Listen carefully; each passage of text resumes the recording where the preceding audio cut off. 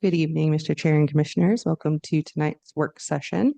We've got a few items on the agenda today. First up, we will hear an update from the consultant about the historic preservation plan, and that's just information only, not a public hearing.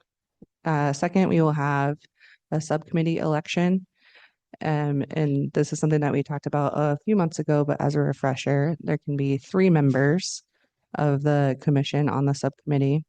And the goal is to work with the consultant to give feedback on the first draft that's coming out tomorrow.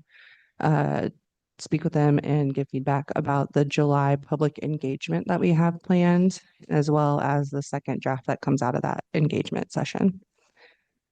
And then this subcommittee will work with them through the recommendation of the plan update. And after that, there won't be any additional considerations there.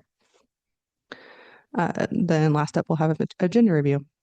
So let's hear from Katie.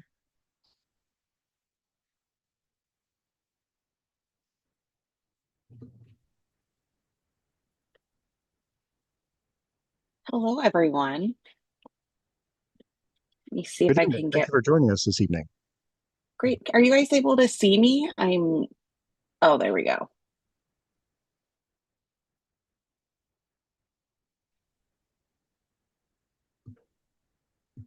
There we go. Hi, we can see you and hear you. Perfect. That's what we want usually. I'm going to go ahead and share my screen if that's all right with everyone. Yes, please.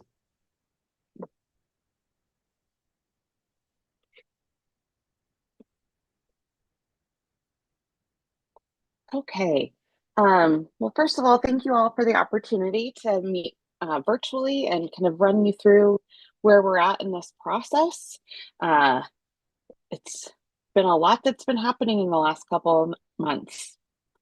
So what I was planning on talking about tonight is providing a current project status update of where we're at in the project. Then I was going to talk about the goals and vision that we've put together.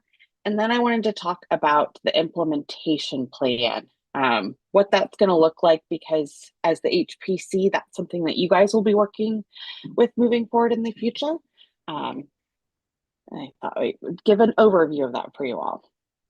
So where we're at currently, the public survey has now closed. We had 562 responses to the survey, which was excellent response. And so many of those responses were very detailed. So we've got a lot of great information from the survey.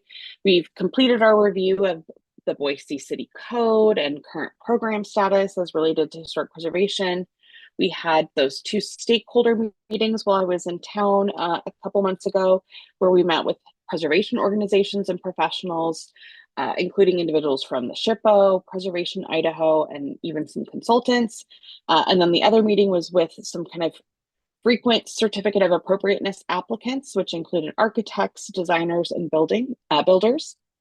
I've met one-on-one with most of you on the HPC, and I was able to ask everyone the same questions and be able to chat about ideas and thoughts for improvement.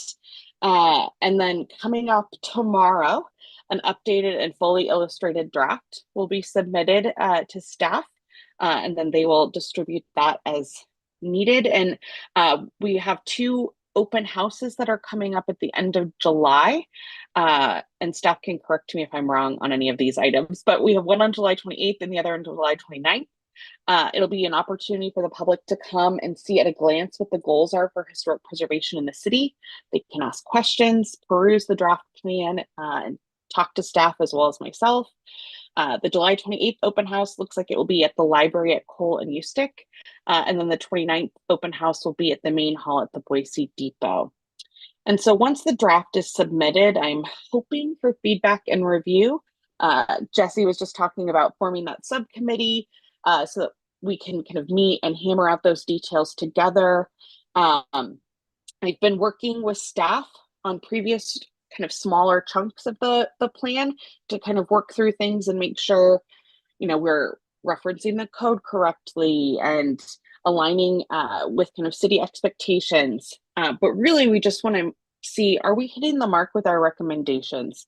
We've taken in so much information, and we're wanting to make sure that what we're putting out for you guys to sort of guide your work over the next 10 years is really useful and aligns with what you are hoping for as well. So the vision that we've been crafting, and this is still a draft, so there's room to finesse and to think this through. But we're really, in thinking about the vision for historic preservation, we first took a step back and thought about the city's overall vision, which is creating a city for everyone. So then thinking about the vision for historic preservation, we were really thinking about it, through this lens of acknowledging, protecting, and celebrating the city's heritage through its built environment. And so with that, we've come up with this vision of creating and sustaining community through the preservation of historic places that have shaped Boise's identity. And with that citywide vision, we're thinking, and the historic preservation vision, we're thinking about the city's mission and then a specific mission for historic preservation to ensure the city's historic resources are preserved and celebrated through careful planning, ongoing stewardship, use of incentives, and continued connection with the community.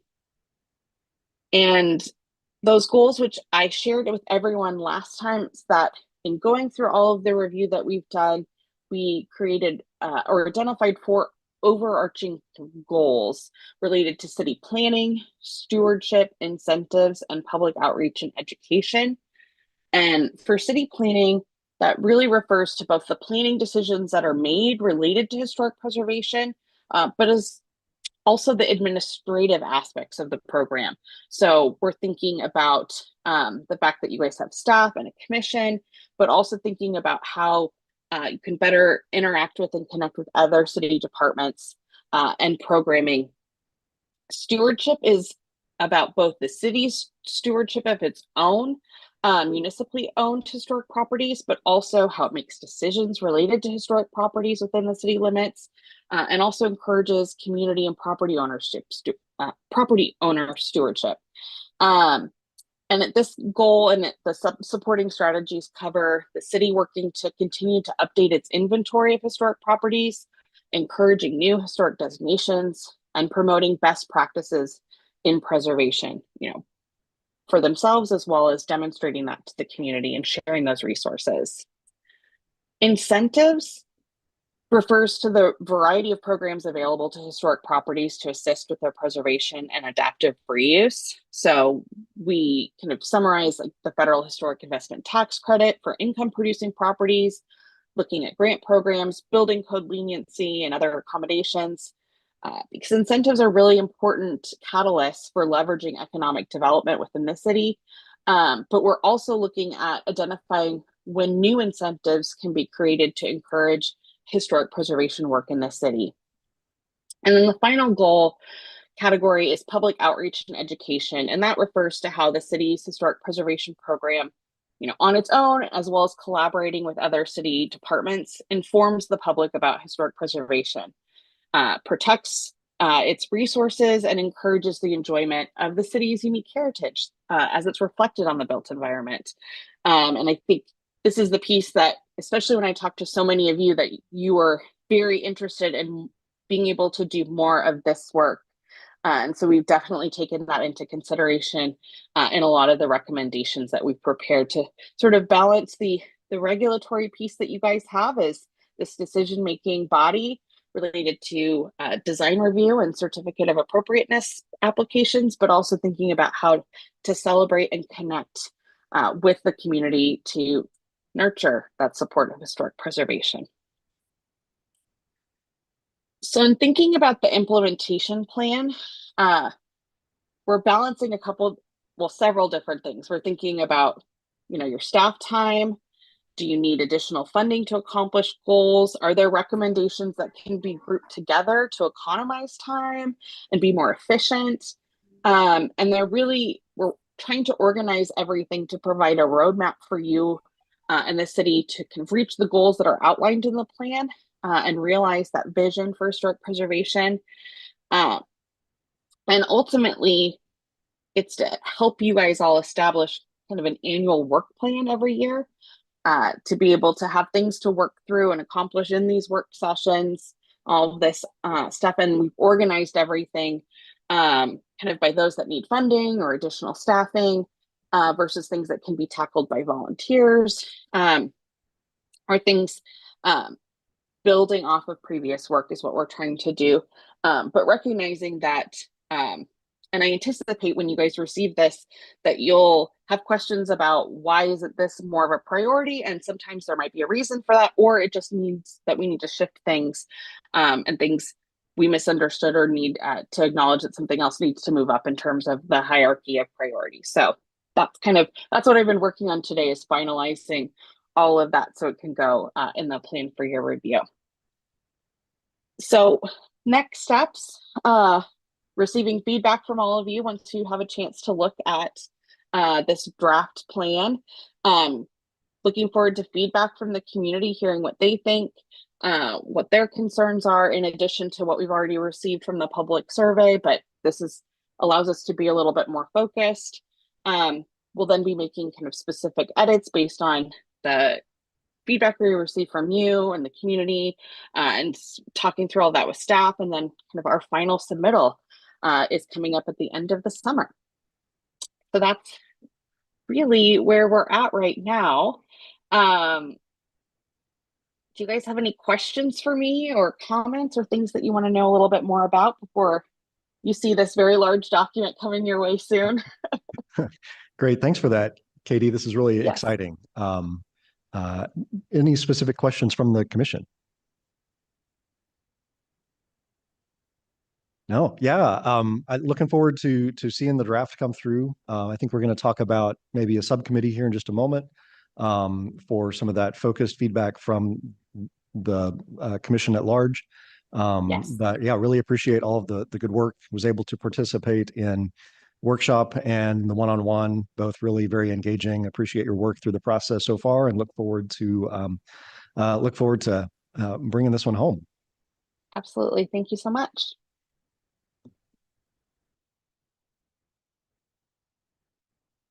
Mr. Chair, speaking of the subcommittee, that's the next item on our agenda. So again, that's 3 members of the commission who could be involved. And so I can turn it over to you to call for nominations. Great. And as Katie just outlined in the schedule, the intent is this is not a 5-year subcommittee. This would be a fairly short-term subcommittee through the summer, in providing feedback and review and feedback on the various drafts of the report as they are finalized. I would be willing and very interested in serving on that subcommittee. We can have up to 3. Are there others on the commission that are interested in serving on the subcommittee? Yeah, Mr. Chair. Yes. I'd be interested in serving, provided that some of the longer tenured commissioners are declining to participate in this particular subcommittee. Okay, very good. Anyone else interested? And I know we have a couple of members out and one member that's joining us virtually this evening. I don't know if we've heard any feedback from any of them in subcommittee interest. Mr. Chair, I'd not. Okay. I think if we want to just go ahead with the nominations currently, there might be a chance to add a person in the future as long as we remain under that 3 threshold. At or under the 3 threshold, right? Correct. Okay, cool. I can volunteer as well if we need a third. Great. Okay.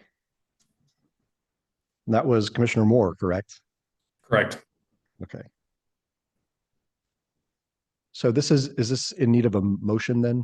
Okay. Could I entertain a motion to nominate Commissioners Moore, Moody, and Parks to the HPP Update Subcommittee? I'll make a nomination to nominate Commissioners Parks, Moore, and Moody to the HP or Historic Preservation Plan Update Subcommittee. Thank you, Commissioner Malloy. Is there a second? Second. Thank you, Commissioner Storti. Will the clerk please call the roll? Malloy, Aye. Parks, Aye. Moore, Aye. Moody. Aye. Storty. Aye. Bud. Aye. Aye. All in favor, motion carries. All right, very good. Exciting. So we'll be looking forward to next steps in engaging the subcommittee. Thank you, Mr. Chair. Yeah, I'll put you together with the consultant and then I'll let you guys take it from there. Awesome. Thank you. Thanks again, Katie. You're welcome. I'm looking forward to communicating with all of you further and seeing you at the end of next month. Awesome.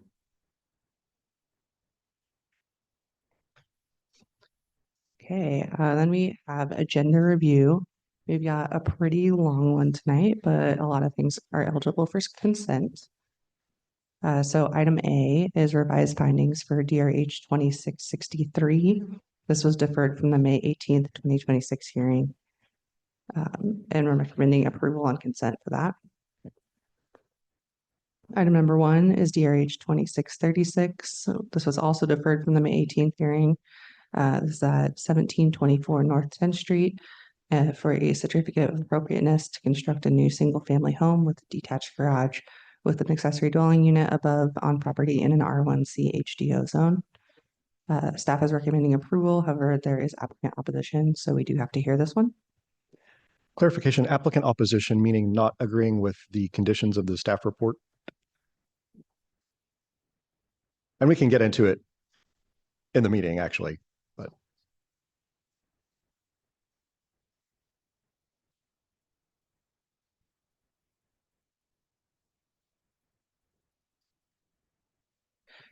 Sorry to clarify, Mr. Chair, there is potential public opposition, and this was deferred for redesign from the commission last time. So that's why Actually hearing it correct. rather than consenting it. Yeah. Yes. Perfect. Okay. Item number 2 is DRH 2646.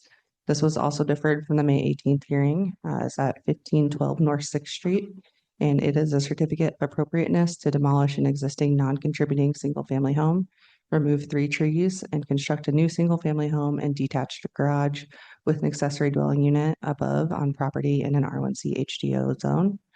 And this item, the applicant has requested withdrawal, so we do not need to hear that. Is there any vote needed for withdrawal or just announcing that it has been withdrawn? I mean, there is no action really taken. Yeah, there's by the no board. action to take. So I think it just acknowledging that it has been withdrawn. So just an announcement that it's been withdrawn. Okay, very good.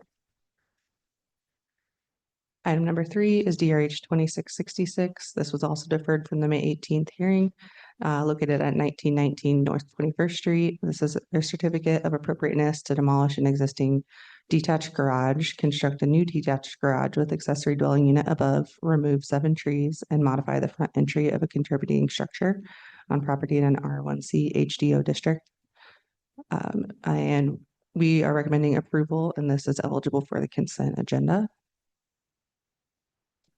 Item 4 is DRH 2671, which is deferred for May 18th, located at 1919 North Harrison Boulevard. And this is a modification of a certificate of appropriateness to expand a legal non-conforming accessory structure and remove 1 tree on property in an R1C HDO zone. And we are recommending deferral for this item. Deferral to the August meeting? We Or could the go to August. July meeting? July. What month is it? Sorry, I skipped ahead a month. My brain is already in July, but okay. Same. Okay, deferring to July meeting. Okay. Item number 5 is DRH 2685. This was also deferred for May 18th at 712 East McKinley Street. This is a certificate of appropriateness to construct a new single-story accessory dwelling unit on property in an R2 HDO zone. And we are recommending approval, and it is eligible for consent. Item 6 is DRH 2670, which is deferred from May 18th at 1315 North 21st Street. This is a certificate of appropriateness to remove an existing single-car garage, construct a two-car garage with a second-story living space, and a rear porch addition on a contributing home in the R1C HDO zone. And we are recommending approval on consent for this item. Item 7 is DRH 2678, which was also deferred from the May 18th hearing, located at 1109 East Warm Springs Avenue. This is a certificate of appropriateness to construct a new detached garage and second-story ADU and a new in-ground pool and greenhouse, as well as the removal of 2 trees on property in an R2 HDO zone. We're recommending approval on consent for that item as well. And then we have all the new items for this month. Item 8, DRH 26117 at 1304 North 26th Street, which is a certificate of appropriateness to remove an existing garage and construct a new detached garage and second-story ADU on property in an R1C HDO zone. Staff is recommending approval on consent. Item 9 is DRH 26123 at 1222 West Franklin Street.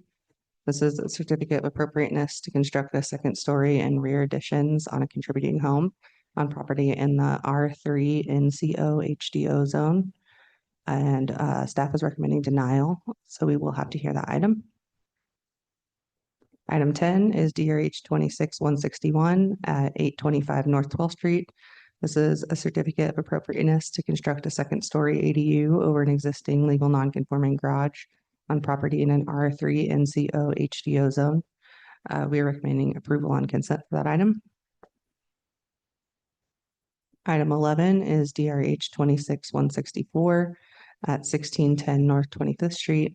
This is a certificate of appropriateness to construct a new single-family home with a detached garage and second-story ADU on property in an R1C HDO zone. We're recommending approval, but there's opposition, so we do have to hear that item. Item 12 is DRH 2664.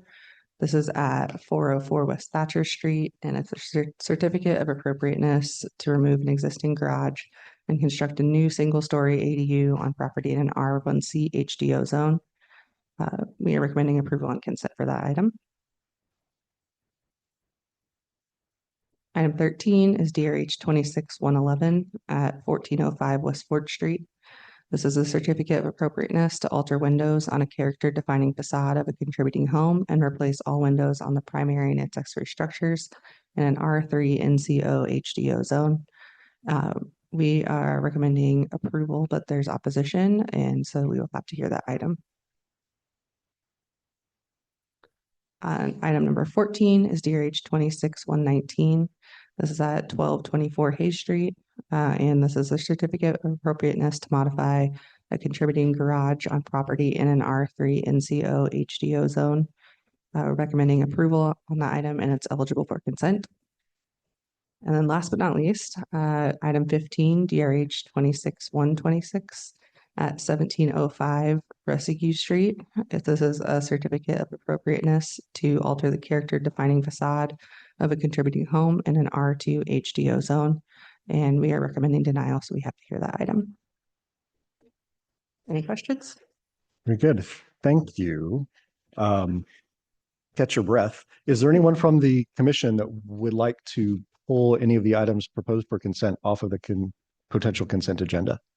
Mr. Chair, I'd like to pull number 7, DRH 26-0078 off the consent agenda for full hearing. Okay. Any others the commission is going to want to pull off of consent? All right.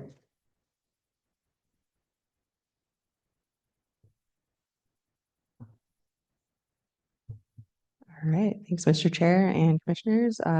We will be re-adjourning back here at 6 o'clock, so we got about 20 minutes. Very good. Thank you.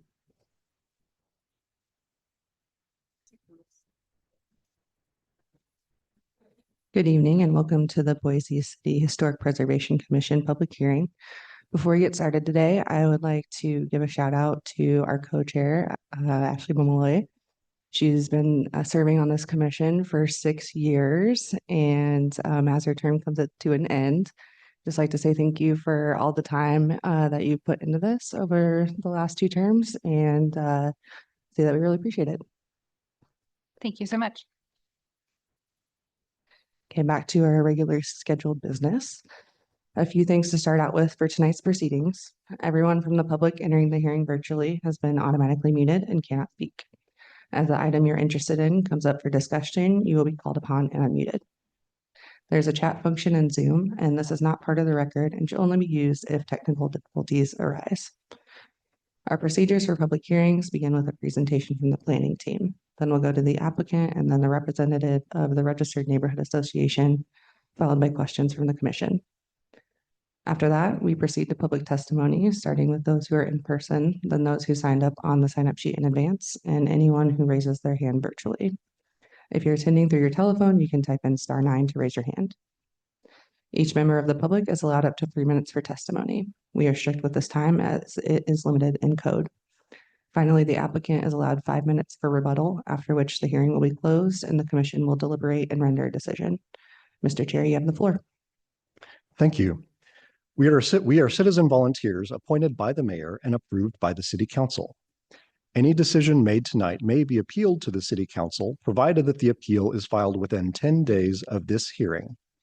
In order to file an appeal, you must have given written or oral testimony at tonight's meeting. So that's why it's important to give your name and address when you testify tonight. We utilize a consent agenda. This means that if the applicant agrees with the staff report, and if there is no public opposition, the item will be placed on the consent agenda. All items that are placed on the consent agenda are approved with one motion without further public comment. For items not on the consent agenda, we will hold a full public hearing in the order just detailed a few minutes ago with staff, applicant, neighborhood association, and then the public testimony. Thank you all for attending tonight. Will the clerk please call the roll? Malloy, Here. Otter, Parks, Here. Owens, Moore, Here. Moody, Here. Doherty, Here.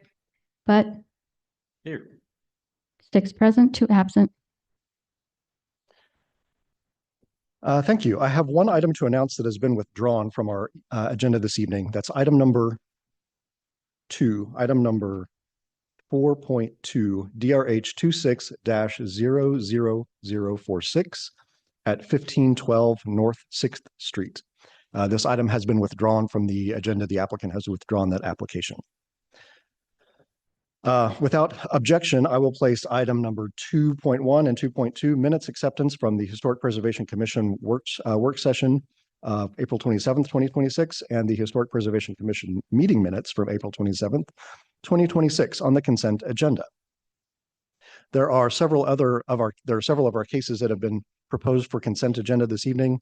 We'll run through those now. This is a pretty long list. This is a pretty long agenda overall. We'll try and be as clear as possible as we're making our way through those various items.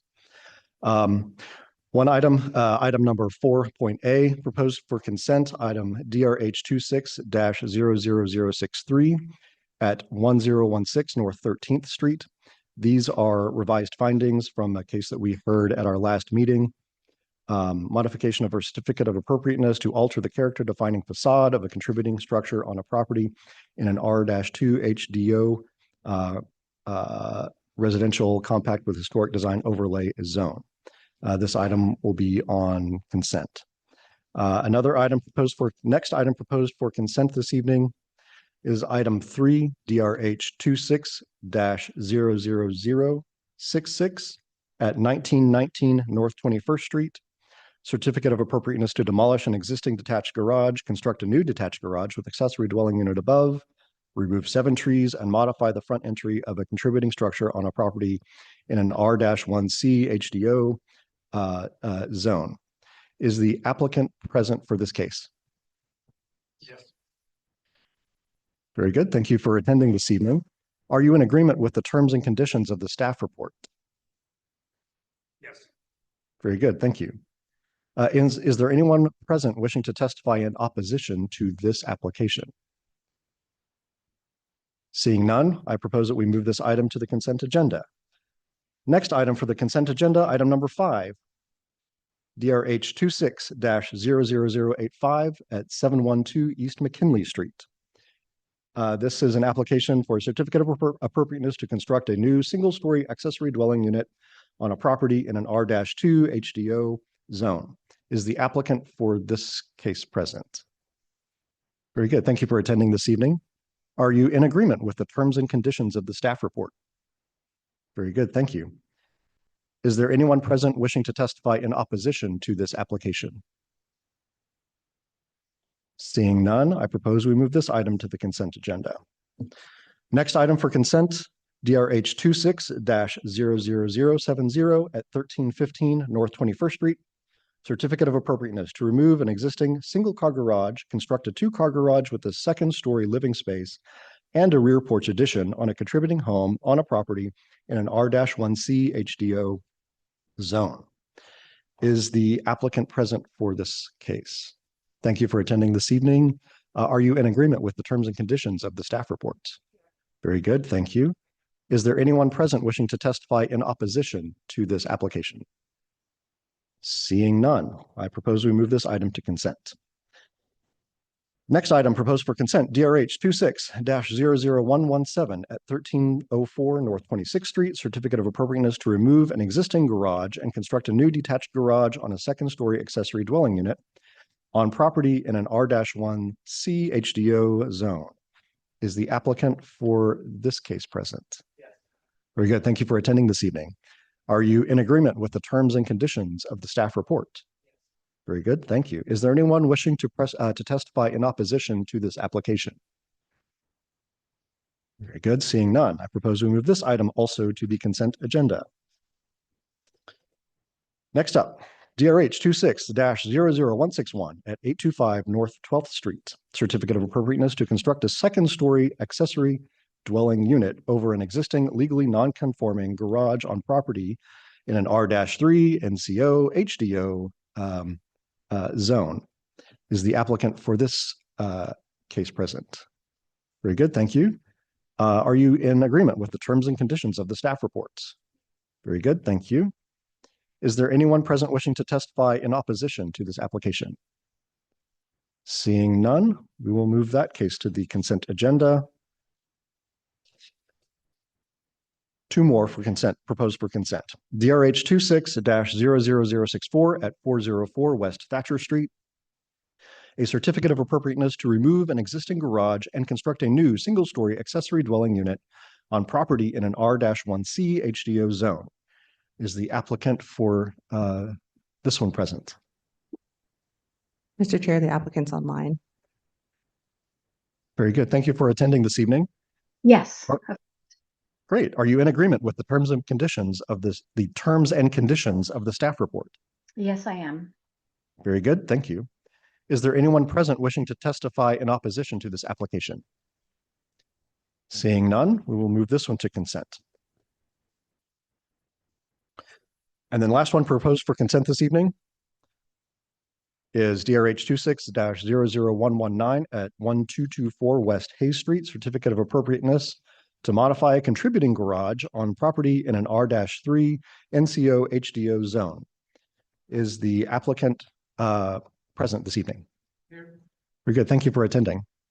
Are you in agreement with the terms and conditions of the staff report? Very good. Thank you. Is there anyone present wishing to testify in opposition to this application? Very good. We'll place this one also on consent.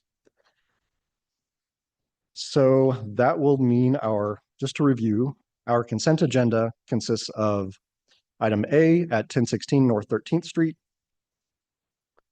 item 3 at 1919 North 21st Street, item 5 at 712 East McKinley Street, item 6 at 1315 North 21st Street, item 8 at 1304 North 26th Street, item 10 at 825 North 12th Street, item 12 at 404 West Thatcher Street, and item 14, 1224 West Hayes Street. I would entertain a motion to approve the consent agenda. Mr. Chair, I move to approve the consent agenda. Thank you, Commissioner Malloy. Is there a second? Second. Thank you, Commissioner Storti. Will the clerk please call the roll? Malloy, Aye. Parks, Aye. Owens, that's out. Moody, Aye. Storti, Aye. Butt, Aye. Moore, Aye. all in favor, motion carries. Very good. Thank you. To reiterate, if you are here for one of those cases, you're welcome to stick around for the rest of the meeting if you like, but there is no need, and you are free to go if you so desire. Thank you all for attending. Thank you to those of you for attending this evening. We have one item proposed for deferral. That is item number 4, DRH 26-00071 at 1919 North Harrison Boulevard. Is there anyone present wanting to testify to this application who could not return at our next meeting on July the 27th? Seeing no hands raised, I would entertain a motion to defer this item to the July 27th meeting. Mr. Chair, Commissioner Malloy. I move to defer DRH 26-0071 to the July 27th, 2026 hearing. Thank you. Is there a second? Second. Thank you, Commissioner Moody. Will the clerk please call the roll? Malloy, Aye. Parks, Aye. Moore, Sorry. Moore, Aye. Moody, Aye. Storti, Aye. Butt, Aye. all in favor, motion carries. Very good. That takes us through all of our withdrawals, consent agenda, and deferrals on our. So now we will move through the rest of our agenda. Before us is item 4.1, DRH 26-00036 at 1724 North 10th Street.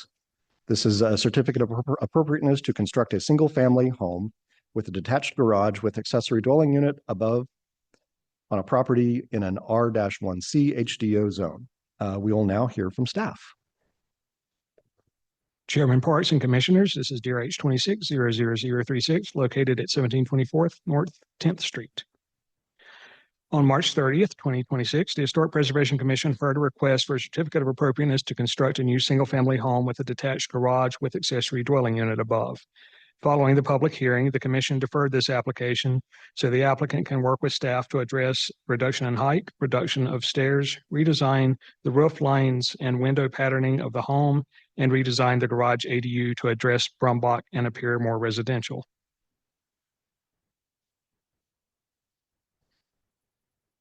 This is an illustrative analysis of the changes that have been made with the original elevations submitted, overlaid with the revised elevations, clearly showing a reduction in the height and massing and a simplification of the roof form.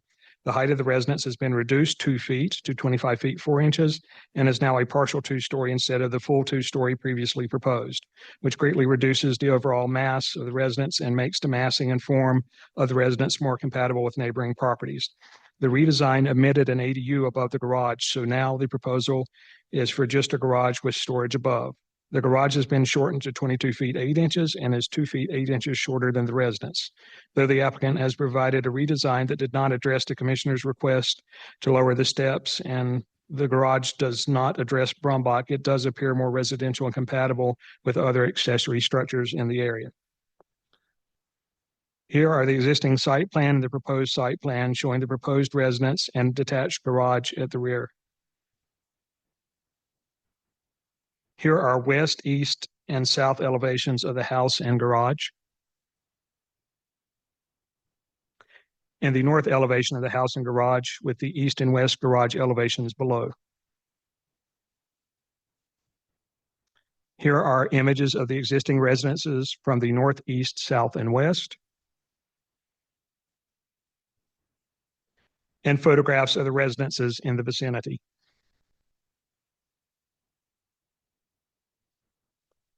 The neighbor to the south has provided public comments which were provided to the commission via late correspondence, and staff made minor revisions to the memo based on feedback from the applicant regarding changes of scope eliminating the ADU. As described in this presentation and described in detail in the project report, this proposal meets the requirements for the design guidelines for residential historic districts with the Secretary of the Interior's standards for historic preservation.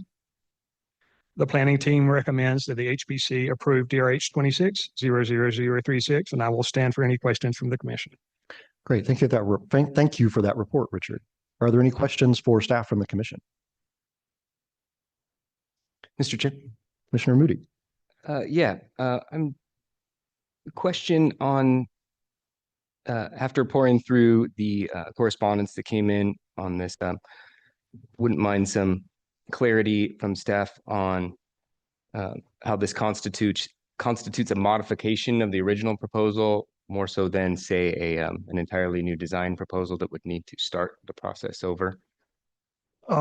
As the commission did request a redesign, the applicant has changed. The design team has changed, and they proposed a design that did address the issues that the commission requested to be addressed, and they did it through all proper procedures. This was deferred by the commission.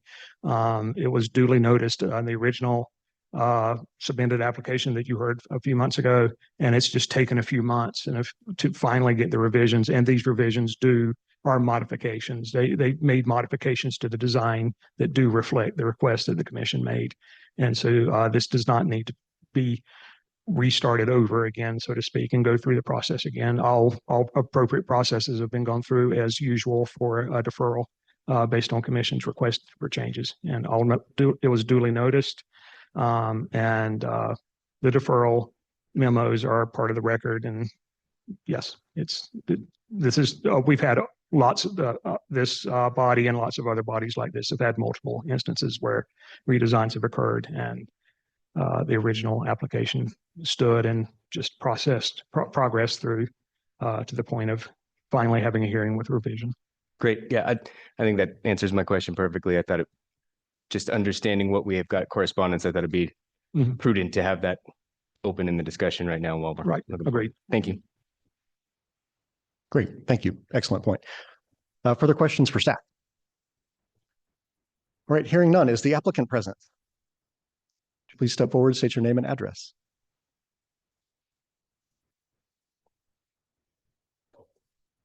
My name is Noelle Martinez with Studio Boise, and the address is 231 Warm Springs Avenue, Boise, Idaho, 83712. Thank you for attending this evening. The floor is yours if you have any sort of presentation or thoughts that you wish to give on the application. Yes, I'd love to put on, if you can just put up page 9 out of 10, Richard, on the document submitted, that would be great.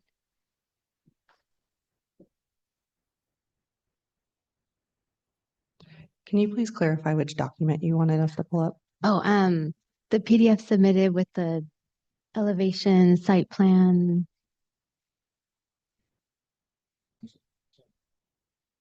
Yeah, the one you went through earlier. You went through page by page. There we go.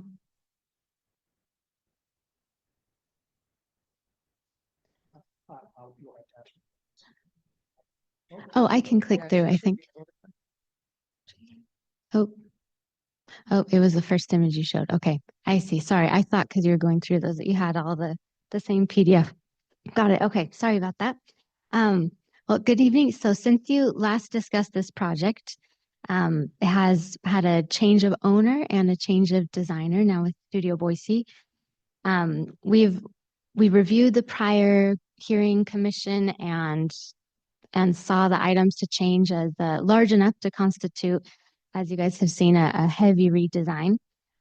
We've redesigned this home carefully to better respect the scale and the massing of the neighborhood, to respect the historic and zoning standards, and to also to be a more aesthetically balanced design, we think. As Richard, I think, clarified, there's no longer an ADU above the garage. It's just storage above the garage now. And the staff has recommended approval of the project. We're hoping that you'll agree with them and also approve the project. I know you have a really long agenda tonight, so I will stop my comments there, but if you have any questions, I'm happy to answer them. Great. Thank you. Thank you again for coming this evening. Are there any questions for the applicant from the commission? All right, hearing none. Thank you. Mhm. Is the neighborhood association present?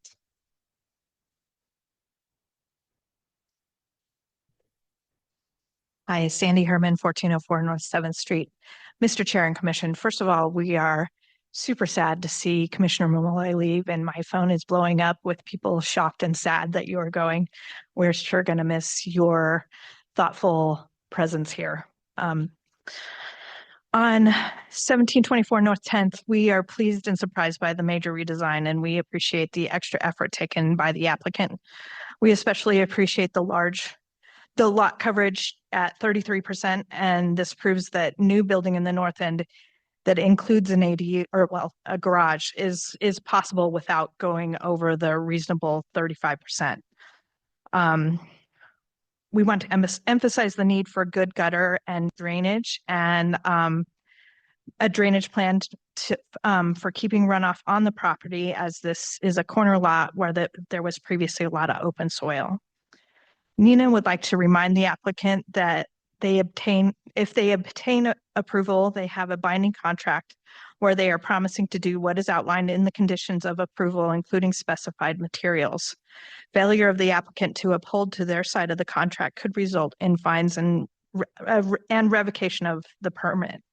We also want to remind applicants to be considerate of neighbors and communicate with them during particularly disruptive parts of the construction process. Is there any questions? Great, thank you. Questions for the neighborhood association? Great, thank you. I will now go to the sign-up sheet. I have one person signed up to testify on this application, Jean Ritty. Good evening. Please step forward, state your name and address. Thank you, Mr. Chairman, members of the commission. My name is Gene Ritty. I live at 1713 West Resigue Street. I've been there for 48 years. I'm speaking on behalf of my daughter, who can't be here tonight because of her job that goes till 8 o'clock, but she lives at 1718 North 10th Street, immediately adjacent to this corner lot that's under discussion here. And although we appreciate the fact that there has been a concerted effort at a redesign, we're still looking at this commission's guideline 5.2.5, which says it is generally not appropriate to add a new building to a site which does not maintain or blend with the height of buildings on adjacent sites. My daughter Allison's house is a one-story house, very small. It's about 750 square feet. It's built in about 1910. If you can't tell what impact this new design is going to have on her house. The only thing that's been presented in the pictures that were displayed, there's one in the top right corner that shows the proposed design and Allison's house. But that doesn't really tell you too much because they admit that it's not the scale. So it's not giving you a true accurate reading of the different heights involved. If you also look at it, it looks like Allison's foundation has been placed above the foundation of the new design, which tends to show that the roof lines are closer together than they actually are. Fact of the matter is, the new roof line is 25 feet 4 inches. Allison's highest roof line is 13 feet 9 inches. That's a difference of 11 feet 4 inches. That doesn't seem to meet this commission's guidelines of maintaining or blending with the height of adjacent buildings. So although there's been an improvement in the design, my daughter's concern is it hasn't gone far enough. So if it stays as presented, she would have to register her opposition. But she also is proposing a solution here, and that is keeping the proposed design, but flipping it so that the mass of the new design, which is currently within 5 feet of the border between the two properties on the south side, taking that structure and just redesigning it so it's now on the Brumback side of the corner lot. And then they're family open space that they currently show as on the Brumbach side flips over closer to Allison's house, provides much more separation in terms of the differentials in roof lines.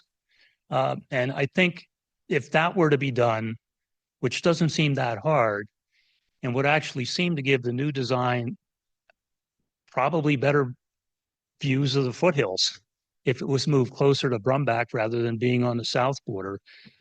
If that was able to be done, we think that the new design would meet with this commission's guidelines. So those are her thoughts tonight that she asked you to consider. Thank you for your time. Oh, sorry. Thank you for your testimony this evening.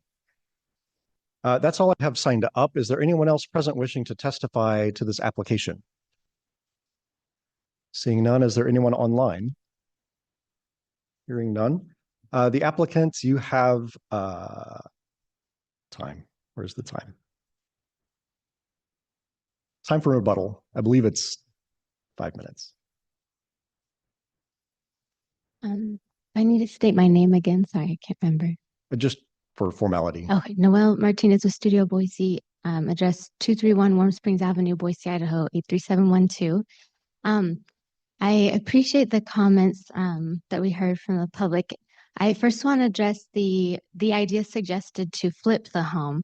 Unfortunately, it's not a possibility because on a corner lot, you have a much bigger setback on that side street. So on Brumbach, we have a 15-foot setback, whereas on the interior lot side next to his daughter's home, that's where we have a 5-foot setback. Let's see, are we able to put the site plan up again, Richard? On there, you can see there is a hashed out section on the top part. The house is right up on that as well as the garage. So there isn't really that ability to move it to the north side of the lot and get it far away. So I'm on that one. I'm sorry. I don't know how else to respond other than we have a limitation there that pushes the house closer to our southern neighbor. We do want to emphasize that the home and the shape and a big part of the redesign of the roof and keeping the second story up in that gable was trying to follow the line of that neighbor to the south. They have mainly a gable going east-west. We're roughly kind of parallel to that. It's also not a super steep slope. It's at 612. Trying to kind of stay with that and mimic it and pay respect to it. We also have, other direction. On this, I know they're a little small to see. That top image in the center, the neighbor directly across us on Brumbach, that one is a full 2-story, pretty large home. Just to the left in the top left corner, we have the home kitty corner, also a 2-story. I know our neighbor just to the south, which is the bottom middle, it is a shorter home, and I don't have the actual height of it and didn't have an actual height because, of course, I don't have measurements of her home. And we are a bit taller. We have actually I've discussed with the homeowners of reducing that. We've kept the home the ground floor is about 3'6" or so above grade. And the purpose was to keep all basement above the sewer line just to avoid an ejector pump. But we discussed they would be happy to drop the home and go ahead and do the ejector pump and lower that.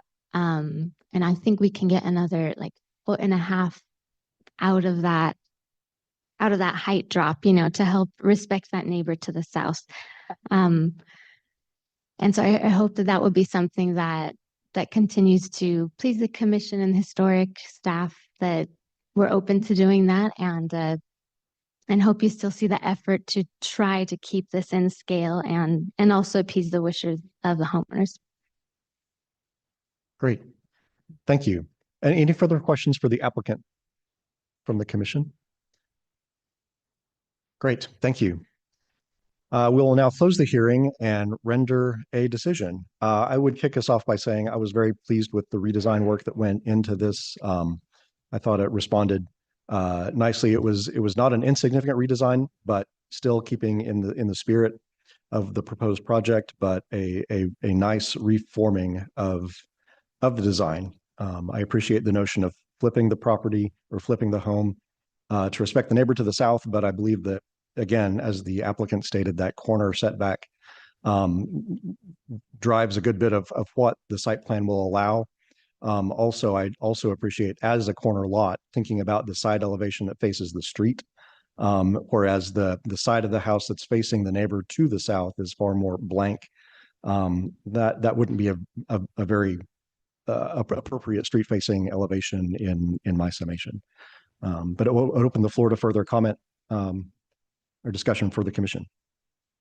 Mr. Chair, I also appreciate the redesign from what we saw back in April. I think if folks are interested and supportive, I wouldn't mind seeing the home dropped another foot or so, whatever's feasible to just reduce the height even more. So I would support that in the motion to do that. Great. Thank you, Commissioner Malloy. Further discussion? Mr. Chair, Commissioner Moody. I would second Chairman Malloy's motion based on just, I agree with the analysis of the site plan, and the flipping does not look reasonable just with that setback on the north side of the property. So I am convinced that is probably not a feasible alternative to consider. And I feel that this compromise with dropping this another 1.5 feet on top of what we've already accomplished with the overall height reduction in this redesign is, I feel like that's a reasonable compromise. Great, thank you. Commissioner Malloy, was that an official motion in your comment? No, it was not. Okay, very good. Any further discussion or a motion? Mr. Chair, I'll make a motion to approve DRH 26-00036 with the staff's recommendations for approval, in addition with dropping the home to the maximum amount feasible, 1.5 feet. Very good, thank you. Have a motion from Commissioner Malloy. Is there a second? I'll second. Thanks. Thank you, Commissioner Moody. Will the clerk please call the roll? Malloy, Aye. Parks. Aye. Moore, Aye. Moody, Aye. Doherty, Aye. Butt. Aye. All in favor, motion carries. Very good. As a reminder, item number 2, DRH 26-00046 at 1512 North 6th has been withdrawn. Item number 3 was placed on consent agenda. Item number 4 is deferred until July 27th. Item number 5 was approved on consent agenda, as was item number 6. That brings us to item number 7, DRH 26-00078 at 1109 East Warm Springs Avenue. A certificate of appropriateness to construct a new detached garage and second-story accessory dwelling unit and a new in-ground pool and greenhouse, as well as the removal of 2 trees on a property in an R-2 HDO zone. We will now have the report from staff. Chairman Parks and Commissioners, this is DRH 26-00078, located at 1109 East Warm Springs Avenue. The applicant proposes to construct a new detached garage and second-story accessory dwelling unit and a new in-ground pool, as well as a greenhouse, and also the removal of 2 trees on a contributing property in the Warm Springs Local Historic District. These are the aerial and zoning maps indicating where the property is located on the south side of Warm Springs Avenue between Walnut and Locust Street, and that it is in a residential compact with historic design overlay. This is the site plan showing the location of the existing house and the barn, and the location of the proposed garage with an accessory dwelling unit above and the greenhouse. Here are the north and east elevations of the proposed attached garage with an accessory dwelling unit above. The use of gabled and hip roof forms are appropriate, as the primary residence uses both forms, as well as a clip gable, which is a combination of a gable and a hip, at the primary facade. The historic residence is primarily brick with stone belt courses between floor and wood trim and gables. The inventory form lists this resource as French Chateau with Queen Anne. This is evident in the detailing of the residence with metal cresting and finials in the upper portion of the roof, as well as pinnacles at the front end of the dormers. The proposed structure is not nearly as detailed as the existing residence, thus not creating a false sense of history and is compatible with the historic residence. These are the south and west elevations. The historic barn also has a combination of gable and hip roof forms and has horizontal clapboards at the lower level and a combination of random width shingles, fish scale, and fanning at the top of the dormers, all indicative of Queen Anne architecture. The proposed garage with an ADU above is to be clad with shingles and horizontal siding to match the barn. The elevation shows only the use of random width shingles, which is appropriate as it differentiates it from the more decorative Queen Anne existing barn and substantially differentiates it from the detailing of the predominantly French Chateau historic residence, constructed primarily out of different materials, as demonstrated previously. The height of the garage is 33 feet 11, and the height of the residence is 45 feet. Therefore, it is 11 feet 1 inch shorter than the residence, which meets the guidelines. The proposed garage ADU will meet all setback requirements. The proposed greenhouse is appropriate as it will utilize sandstone at the base as well as restrained versions of cresting and finials at the ridge line of the otherwise unadorned frame greenhouse, thus using similar materials to what is present on the primary residence, but in a more restrained manner. Here are photographs of the primary residence and residences across the street and diagonally to this residence. As described in this presentation and described in detail in the project report, this proposal meets the requirements of the design guidelines for residential historic districts with the Secretary of the Interior standards for historic preservation. With that, the planning team recommends the HPC approve DRH 26-00078, and I will stand for any questions from the commission. Thank you for the report, Richard. Thank you for the report, Richard. Are there any questions for staff from the commission? Mr. Chair, I have a question. So this property is one of the most significant properties on Warm Springs Avenue and one of the most historic houses in the city of Boise. If you look at the property, there's a carriage house, which you described as the barn at the rear of the property. It has gone through several years of neglect from the property owner. And I wonder if there was a conversation about rehabbing the historic carriage house, one of 2 or 3 left in the city, over constructing an entirely new garage and ADU above that garage, plus the greenhouse, plus the pool. It just seems like there's neglect and a dereliction of stewardship of the carriage house over the construction of all this other stuff that's going on the property.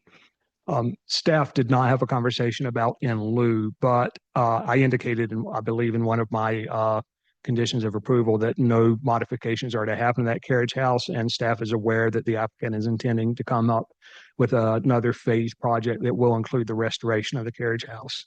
So that is not included in the scope of this work, but it is anticipated. Is that a condition of approval as to No, we cannot condition Okay. approval for somebody to make an alteration. but not make an alteration, Yeah. but like or to do explore, that. We can't condition that a future phase must occur. even if the carriage house is being neglected. I mean, there is a whole series of items to explore if we feel a commission or as somebody as an interested part of the public that there is neglect happening to a property. That is correct. There is in the code, there is a provision for what is called demolition by neglect. The commission could move forward in that direction if they so chose to. Okay, You are correct. thank you. Great, thank you. Further questions from the commission? Great, hearing none, is the applicant present? Great, please step forward and state your name and address.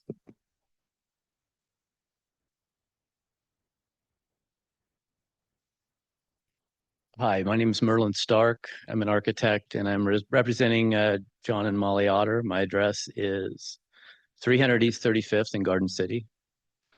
I guess I will start about, talking to you about the project. There was an existing garage on the site that we did demolish, and now with the size of the house, we do need a garage. The applicant asked that we go ahead and, come up with a design for a 4-car garage with an ADU above, matching in character with the existing barn in form, style, and materials. It'll be located in the center of the site, visually buffered from Walnut and the existing barn and Warm Springs from the existing, buffered from Warm Springs by the existing residents. Our next phase of the project is to rehabilitate the existing barn on the site. So, the reason that we didn't start with that is because the existing barn showed a lot of wear, and also we couldn't turn it into a garage in the form that was in. So what we'd like to do is phase this, build the new garage and ADU, and then address the barn that is on the site. And definitely our intent on our next application is to refurbish that existing barn.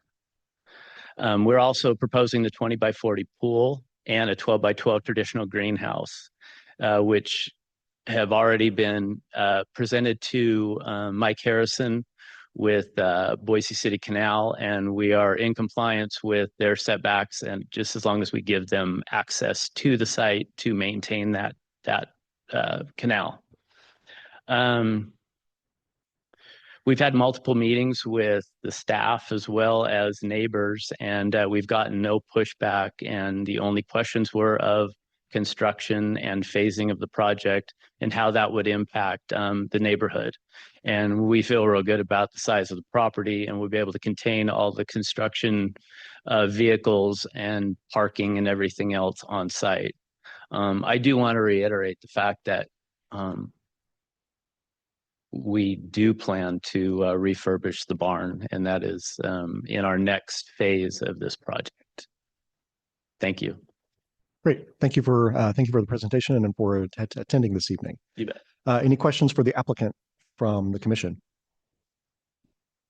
What is your timeline for the next phase? Is it a year from now? Is it 5 years from now? As far as applying for the barn application? Correct, yes. I think it's probably going to be almost concurrent with our approval of this. I think that's our next phase.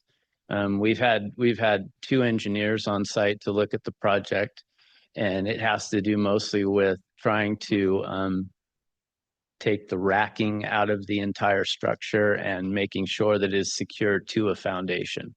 So that's kind of our plan. Thank you. You bet. Great. Further questions for the applicant? All right. Hearing none, I don't have anyone signed up to testify to this application. Is there anyone present that wishes to testify to this application? Anyone online? Technically, the applicant, you have 5 minutes to rebut. There's been nothing to rebut. Any further closing comments that you wish to make? Great. Very good. Thank you. With that, I will close the public hearing and open the floor to the commission for discussion or to render a decision.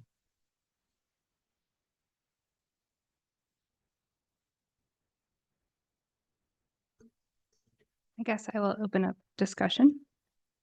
So my concern is over the continued neglect of the barn on the property, or the carriage house, however you see it.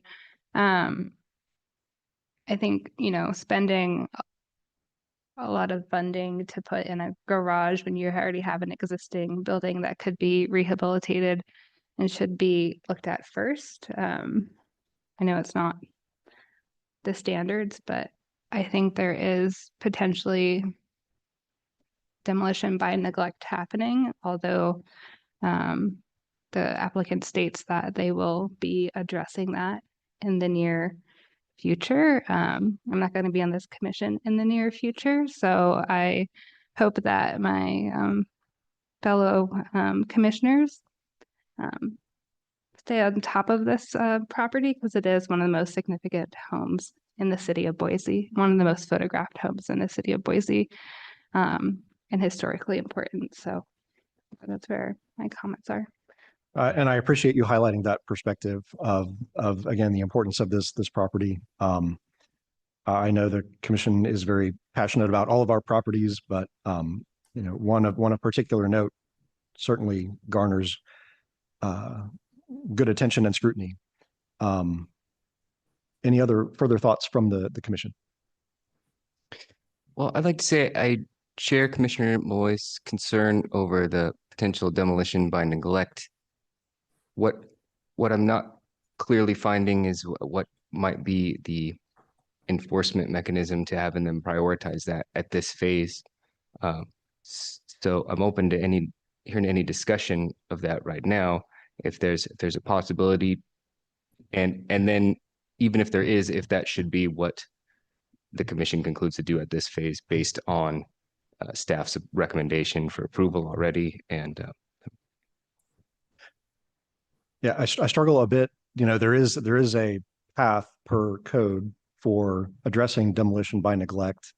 I'm not sure that holding the application for this project hostage is really the path to do that legally. Mr. Chair, Commissioner Moore.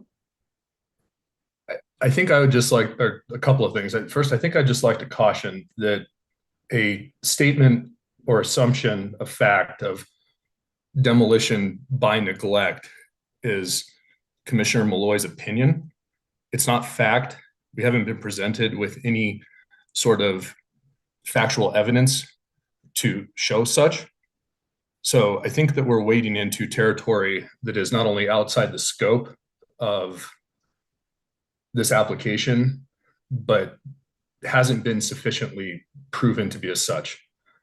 Second, I want to confirm, and this might be my admitted oversight in not reading this giant packet carefully enough. This is Commissioner Otter's residence, correct? That's my understanding, yes. And I'm not sure if, I guess this might be a question for city attorney or city council. What are the obligations of this commission in terms of conflict of interest? Because I'm not sure that I should be, I think that I should perhaps recuse myself for this application in particular, because Commissioner Otter's and mine's children go together or go to school together, and they are in the same class, same grade. One of her child, at least, one of her children. So I'm going to look over my shoulder at our staff attorney that's present. I believe generally that the standard of care is if you feel you cannot make a reasoned decision without prejudice, then it would be appropriate for you to, is it abstain or recuse? I will let attorney weigh in. I'm getting a nod. Is the correct term recuse or abstain? I think it's recuse. Okay. And is it all right to announce that at this point in the proceedings? Yes. Okay, very good. Okay, and then in that case, I am going to, out of abundance of caution, voluntarily recuse myself. Very good. Thank you for bringing that forward, and thank you for your comments. Further discussion or motion from the commission? Mr. Chair. Commissioner Storti. I would say that this homeowner has demonstrated very thoughtful preservation and stewardship of this property. And I don't believe there's any reason to assume that there is, a bad faith intent to not follow through on restoring the other pieces of, the other buildings on the property. So I would actually make a motion to approve. If I formally do that right now, is that okay? Please do. All right. I motion to approve application number DRH 26000078 at 1109 East Warm Springs Avenue based on staff findings. Thank you, Commissioner Storti. Is there a second? I'll second. Thank you, Commissioner Butt. Will the clerk please call the roll? Malloy, Abstain. Parks, Aye. Moody, Aye. Doherty, Aye. Butt, Aye. 4 in favor, 1 abstained. Motion carries. Okay, very good. Thank you. Right. Moving on, item number 8, as a reminder, was approved on consent agenda. That brings us to item number 9, DRH 26-00123 at 1222 West Franklin Street. We will have the report from staff.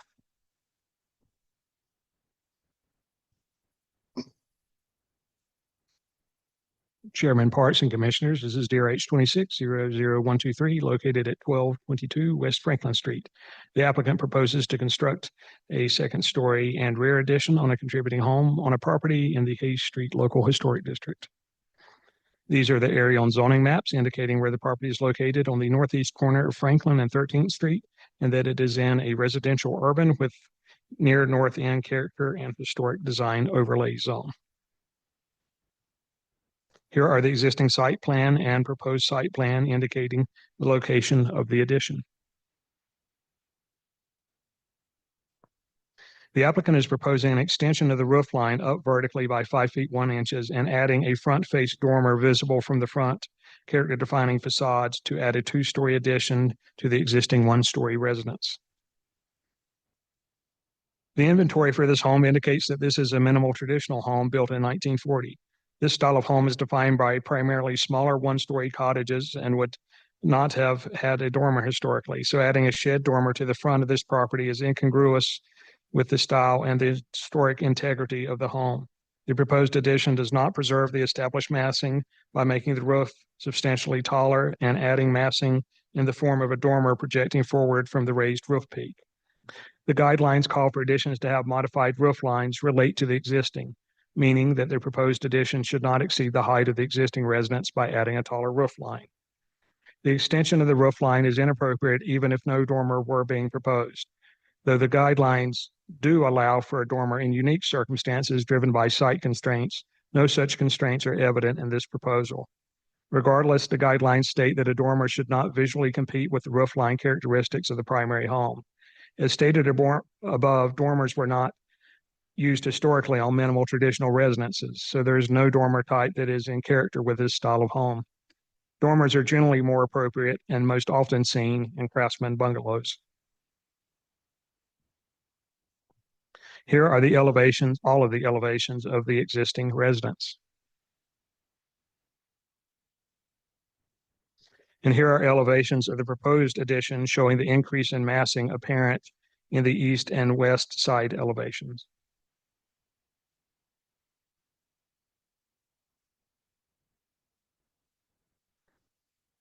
Here are photographs of the existing residence.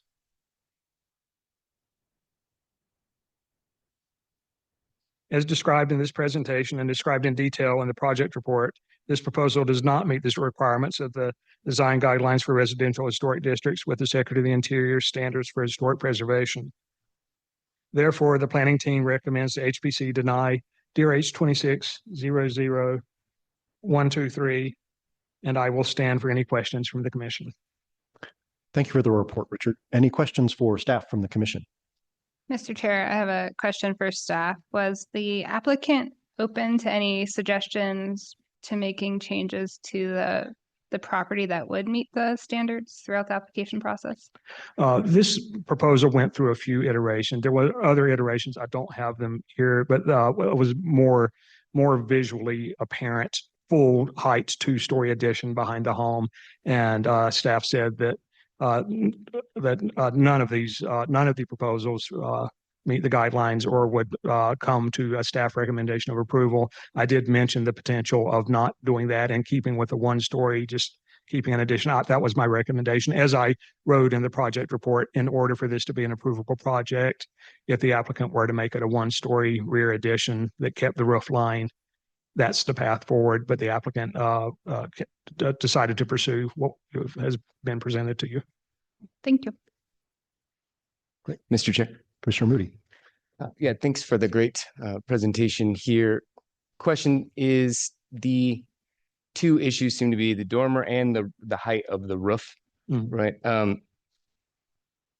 Going back through my notes here, I know we talked a lot about the dormer, that you mentioned that really because of this, there's dormers aren't a characteristic of the minimal traditional style, that altering the dormer style to say match it like a different style would not be appropriate in this context. I would say generally not. And just having that, this is a clear, evident change of the primary facade of a contributing structure that's extremely visible, no matter just that, as I mentioned here and in the report, just the height increase of 5'1", making a house 5 feet to inches taller by adding roof to a house that's on its own level, pretty much enough to be altering the character defining facade, and then adding a front facing dormer on a house that doesn't have dormers anywhere else, and a form that would not typically have dormers, or I've never seen a minimal traditional with a dormer. But yeah, well, and I think that answered my second question, as in what would staff be open to relocation of the dormer to the back while maintaining the height size, if that was even a possible design. That could be something that could be workshop potentially, I suppose. Potentially, but we'd still have the height, the roof height. Yeah, the front facade needs to remain as it looks, because that is the character defining facade of the residence. Okay, perfect. Thank you for the clarification. Further questions for staff from the commission? Mr. Chair, follow up to the dormer discussion. So if they put something at the rear, was it like a smaller dormer, or like a full-size dormer? What was the conversation? There was no conversation about dormers at the rear with the applicant. The applicant's other option was a full 2-story residence, where what we call a pop top or box top in the guidelines, where you have a 1-story structure and then there's this very tall 2-story structure behind it, where the other things that they workshop. But nothing about dormers has been, it's the only dormer discussion and thing that we have seen is what we have seen, what was proposed on the front facade. Thank you. Yeah, and it would seem to me that in order to make that attic space habitable, that's where the extra height is coming from, and then the dormer. But we can talk about that with the applicant, I suppose. Further questions for staff from the commission? All right. Hearing none, is the applicant present? Yes. All right, please step forward, state your name and address.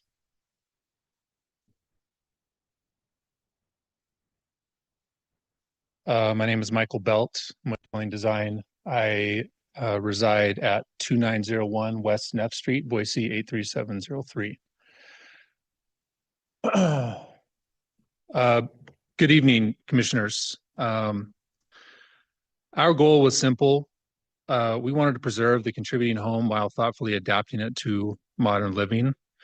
Every design decision that you'll see this evening was guided by that objective.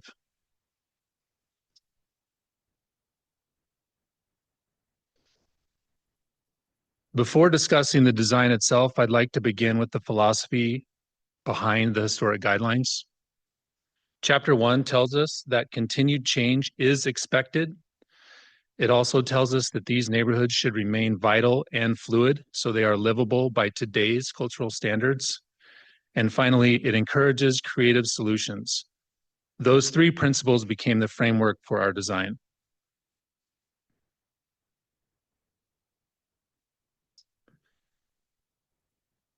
Before discussing what has changed, I'd like to begin with what hasn't. The historic facade remains.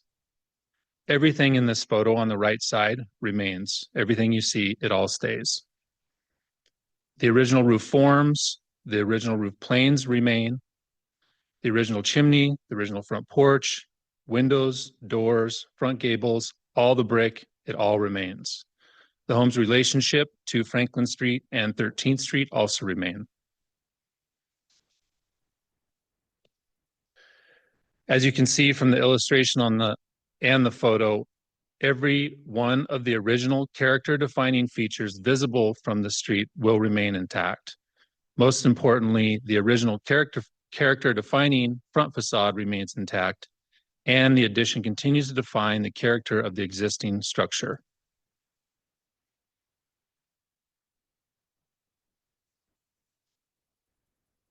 Now, one of the primary design objectives was to preserve the home's presence along Franklin and 13th. That's why the entire addition was located behind the existing home. The blue represents all the addition space. From 13th Street, the addition begins with the covered patio before transitioning to the enclosed living. So again, 13 is across the top. And looking towards the home, we start with the covered patio first, then we move to the living area.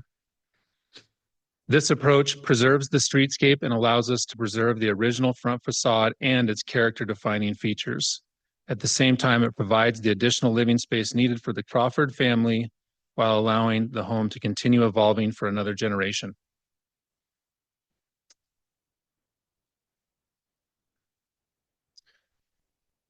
One of the most important design decisions involved was how to add living space while minimizing the impact of the historic home. Our approach was to thoughtfully adapt the existing attic into functional living space. The original roof plane was continued at its existing pitch, allowing us to recapture that existing attic space within the primary roof form. As you can see, the roof continues to define the architectural expression of the home.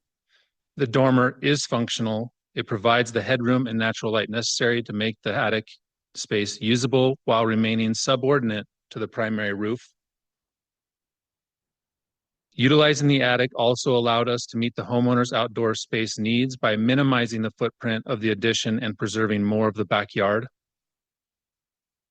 Throughout this design process, our objective was to preserve the home's historic character while creating a practical and livable home.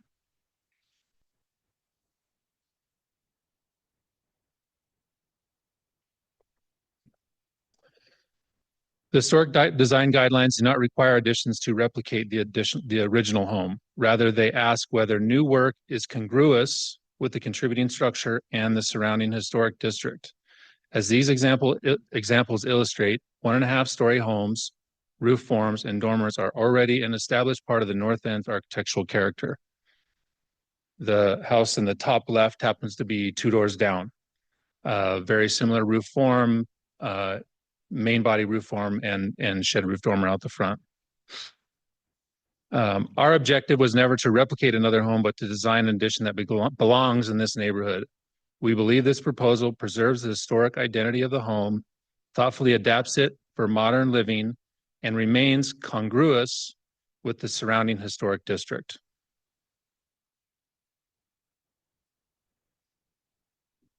We believe this proposal accomplishes the main objectives of the historic guidelines. It preserves a contributing home, it thoughtfully adapts that home for modern living, and it remains congruous with the historic district. So for those reasons, we respectfully request your approval. Thanks. Thank you for your presentation. Any questions for the applicant from the commission? Mr. Chair. Commissioner Moody. Yeah, I appreciate that you've pulled in examples from the neighborhood of houses with dormers and roof pitches like that. My concern is that none of those were all craftsman homes, folk Victorian homes. This one's minimal traditional. We're using these examples from an entirely different architectural era, not to mention different styles. I'm wondering if your research found any minimal traditional homes in the neighborhood with similar roof pitches, dormers, etc. We didn't seek out minimal traditional houses for examples. We were seeking out examples of homes that have a very similar shape and form as ours. I would push back a little bit too on the notion that when you look at a home, you see it from the perspective that I showed in the rendering.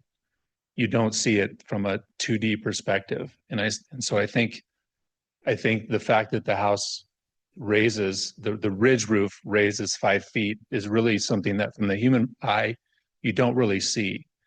And although you see it on a 2D platform, from a human perspective, it's something that just doesn't really exist. Okay, thanks for that. Sorry, that was a little bit more than you asked. No, that's good. I appreciate it. Great. Further questions for the applicant? Great. Hearing none. Thank you. Okay. Is the neighborhood association present?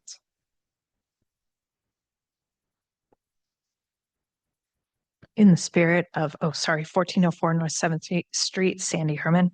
In the spirit of keeping things short this evening, we just mostly would say the exact same things that were said in the staff report. We agree with everything that was said by staff. This design is unfortunately not at all appropriate for the historic district. It's a large addition that will alter the front facade, and we appreciate the example photos that staff put into this report. Any questions? Great. Thank you. Questions for the neighborhood association? Great. Hearing none. I do not have anyone signed up to testify to this application. Is there anyone wishing to? Seeing no one in the audience, no one online. Oh, wait.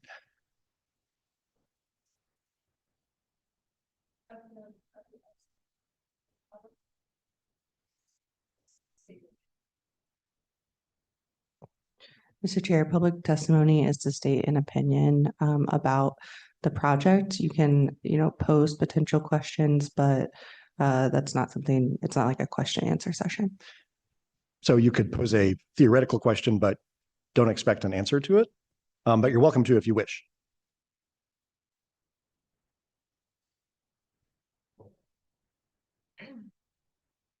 Hi there. Please state your name and address. Yeah. Hi, Commissioner. My name is Zoe Scuderi. I live at 802 East McKinley Street, Boise, 83712. I'm an architectural historian by profession. As has been stated, this is correct about the minimal traditional style / form. Housing type does not traditionally have dormers. My question posed is there a potential that there could, with that raised roof line, mimic the nested gables that are present in the style already,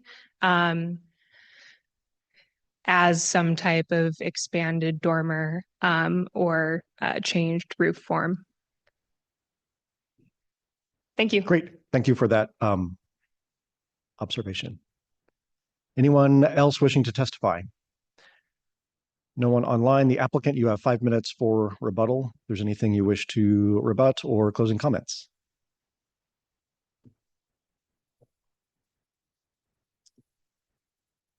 I wanted to get a little clarity on what you were sort of asking.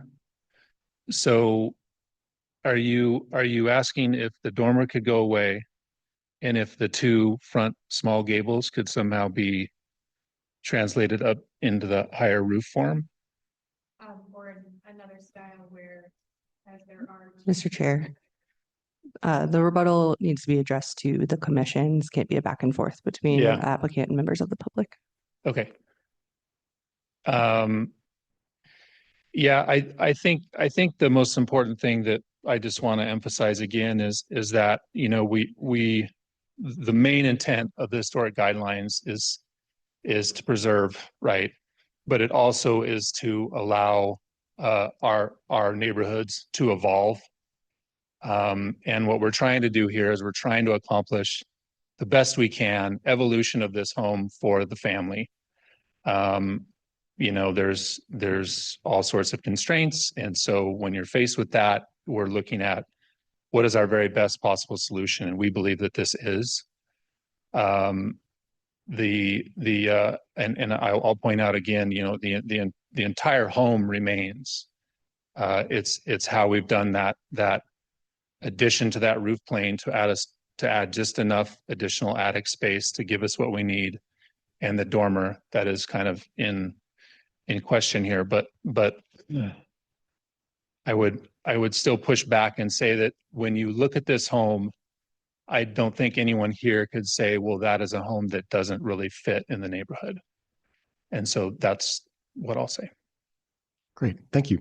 Any further questions from the commission for the applicant or staff? Mr. Chair. Commissioner Moody.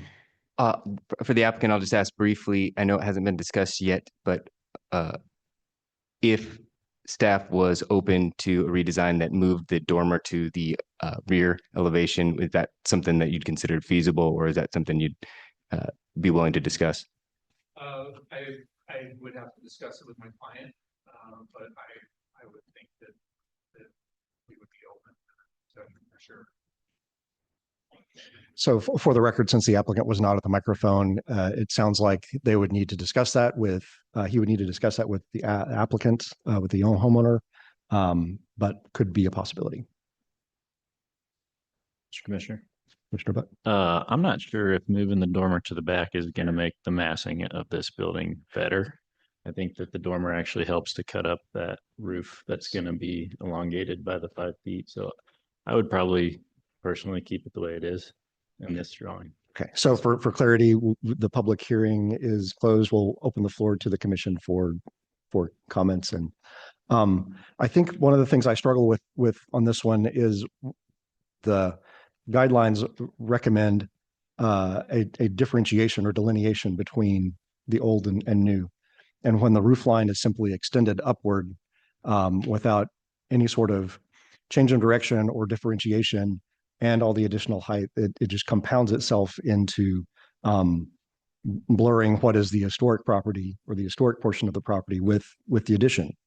Guidelines obviously allow for additions. We see a number of them done successfully that differentiate between old and new without such drastic modification to the historic character and scale of the original building. Mr. Chair. Commissioner Moody. Yes. So again, with the differentiation concern, I'm also struggling with other aspects of standard 9 with this, not just with the dormer, but with the roof height and the change to massing. I feel like it's and I'm per the applicant's suggestion, I'm attempting to view this in 3D rather than just consider the 2D rendering. Sure. Here, so I can give them the benefit of the doubt on this. But you know, this increase in the massing and the alteration, it does feel historically inappropriate for the minimal traditional styling on this minimal traditional facade. I can't think of any minimal traditional homes I've come upon in this district with the roof pitch sort of discordant with those gables on the front that are characteristic of that minimal traditional style.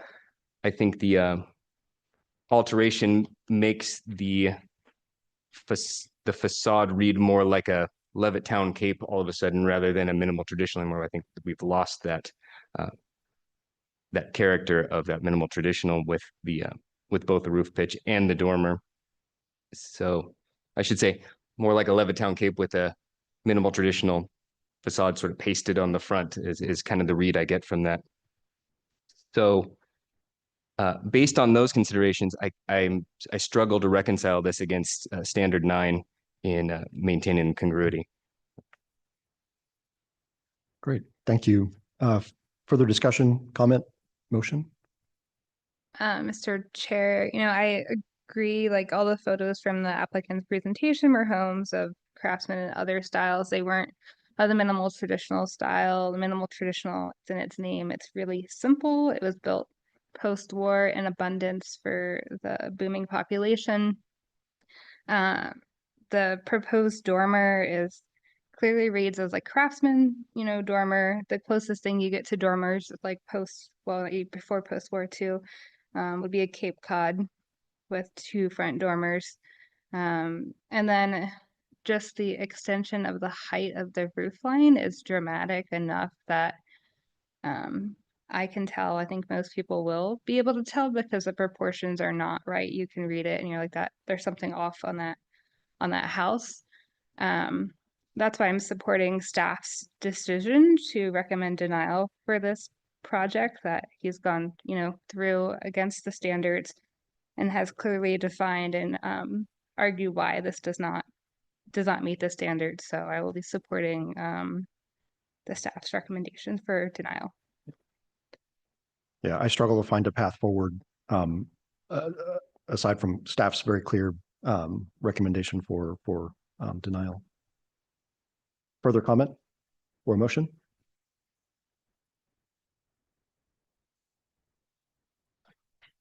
Mr. Chair, Commissioner Moody. I move to deny DRH 2600123 based on the staff's recommendation. Thank you for that motion. Is there a second? I'll second. Thank you, Commissioner Malloy. Will the clerk please call the roll? Malloy, Aye. Parks, Aye. Moore, Aye. Moody, Aye. Doherty, Aye. Butt, No. 5 in favor, 1 opposed, motion carries. Good. Thank you. Reminder, item number 10 at 825 North 12th Street was approved on consent agenda. That brings us to item number 11, DRH 26-00164 at 1610 North 25th Street. Certificate of appropriateness to construct a single-family home with a detached garage and second-story accessory dwelling unit on a property in an R1C HDO traditional with historic design overlay zone. Could we have the report from staff? Chairman Parks and Commissioners, this is DRH 26-00164 located at 1610 North 25th Street. The applicant proposes to construct a new single-family home with a detached garage and a second-story accessory dwelling unit on property in the expanded North End Local Historic District. These are the aerial and zoning maps indicating where the property is located on the east side of 25th Street between Bella and Hazel Streets, and that it is in a residential traditional with historic design overlay. Here's the proposed site plan showing the location of the residence and garage with an ADU above. The proposed lot coverage is 37%, which is above the 35% prescribed in the guidelines, but is compatible with the adjacent lot coverage. Here's the landscape plan showing site improvements, including landscaping and new trees to be planted. These are the elevations of the proposed residence. The applicant has broken up the massing to have the gable front at the second level and pushing the rest of the second floor massing towards the rear. The new buildings maintain a similarity in roof form and front porches traditionally found on the block and in the district.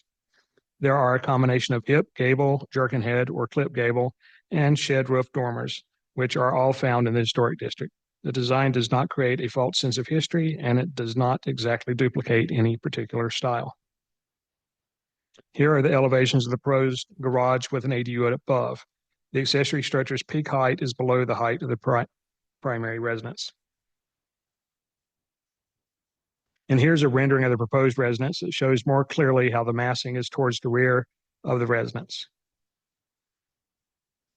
The peak height of the residence is 27 feet 10 inches, which is compatible with the single-story historic homes in the vicinity and is shorter than many of the approved new residences on the block. The residence at 1616 North 25th Street is only 4 inches shorter. Here are photographs of the existing residences and condos on the Booth block.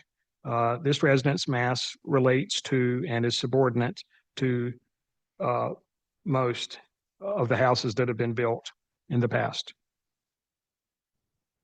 As described in this presentation and described in detail in the project report, this proposal meets the requirements for the design guidelines for residential historic districts with the Secretary of the Interior standards for historic preservation. With that, the planning team recommends the HPC approve DRH 26-00164, and I will stand for any questions from the commission. Great. Thank you for the report. Questions for staff from the commission? Hearing none, is the applicant present?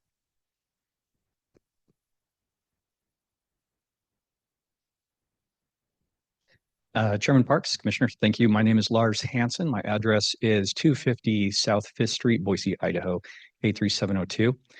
And this home is the second of two that we're doing on 25th Street. And I really appreciate the time and effort that Mr. Jarvis has put into this whole process. It's been a pleasure working with him, and his professionalism has been very helpful throughout this. The home that we're proposing is very similar to the one that we had approved earlier this year. A couple of exceptions that are somewhat notable. The lot coverage is actually slightly less than the previously approved home that we did. And as you can see, this home also contains that 1.5-story facade that was important with the initial approval on the first project. So just keeping those requirements and preferences in mind with this one too. Great. Thank you. Thank you for the presentation. Any questions for the applicant from the commission? All right, hearing none. Is the neighborhood association present? Sandy Herman, 1404 North 7th Street. Mr. Commissioner and Commission, we would like to reiterate our distaste for the overage on lot coverage. This design is exactly in line with every other new house on the block, and we recognize the futility of arguing about it. We express our dissent for our neighbors living across the street who have for a long time lived under different historic standards and rules that are not applied here. They will now have to live with a massive wall of too tall, too dense housing that we feel will forever look out of place. The booth block is an opportunity lost. Any questions? Great, thank you. Questions from the commission? All right. I don't have anyone signed up to testify to this application. Is there anyone present wishing to do so? Anyone online? No one online. The applicant, you have 5 minutes for rebuttal or closing comments.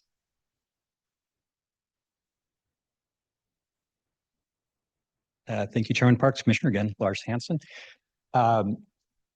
So a couple of comments really quick. We've really enjoyed the building process in the north end. I've had the privilege of constructing the home also that's at 1616. And so being on site nearly every day has been a lot of fun, and getting to know the neighbors and being involved in that context and that experience. And, you know, we do consider it quite a privilege and responsibility to build in North End.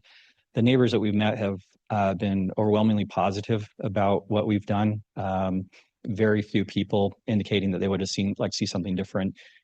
So the direct neighbors across the street in particular have been, you know, very favorable about it. So, but anyway, so it's been a great experience for them. And I think we've been very open with them in the process, and they've enjoyed what we're doing there.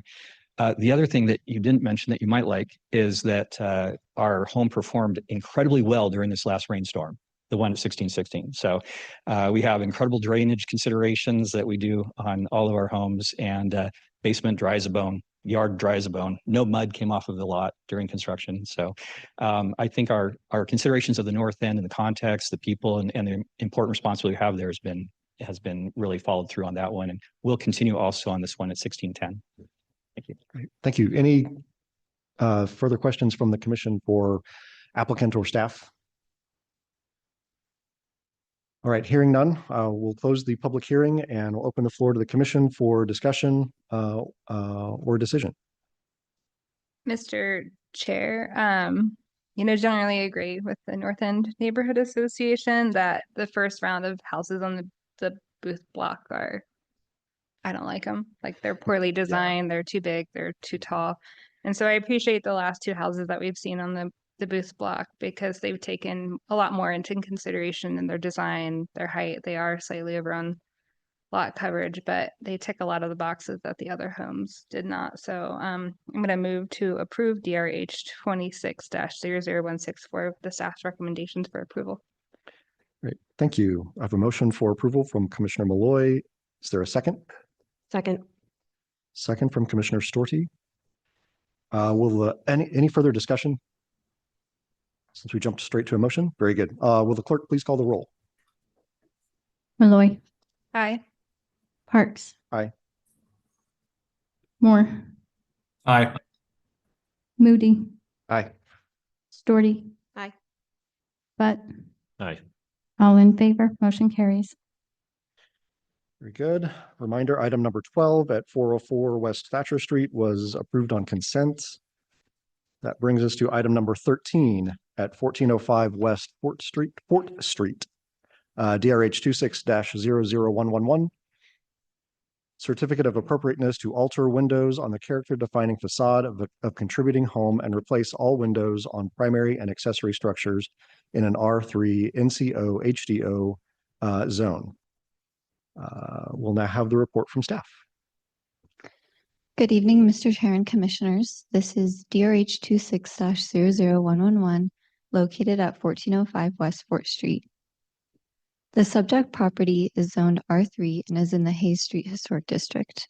The proposal is to replace all windows on the contributing primary and accessory structures. The replacement windows are proposed to be vinyl with no muntins. The original windows on the primary structure have a horizontal muntin pattern. This image shows the locations of the windows. This is the primary facade of the contributing house. The photo on the left shows the original windows, while the photo on the right shows the new vinyl windows already installed. While staff recommends approval of the applicant's request to replace the windows, the recommended conditions of approval require the replacement windows to be appropriate materials for the historic district and for the muntin pattern to match the original windows. The original windows include one large picture window in the front, with the rest double hung windows with the horizontal muntin pattern. These photos show the rear with the same muntin pattern. These are a couple of the recommended conditions, which are typical conditions for window replacement proposals, including appropriate materials and matching muntin patterns. With the recommended conditions, and as detailed in the project report, the proposal meets the findings for approval. In conclusion, the planning team recommends the Historic Preservation Commission approve DRH 26-00111. I'm happy to answer any question. Great. Thank you for the report. Any questions for staff from the commission?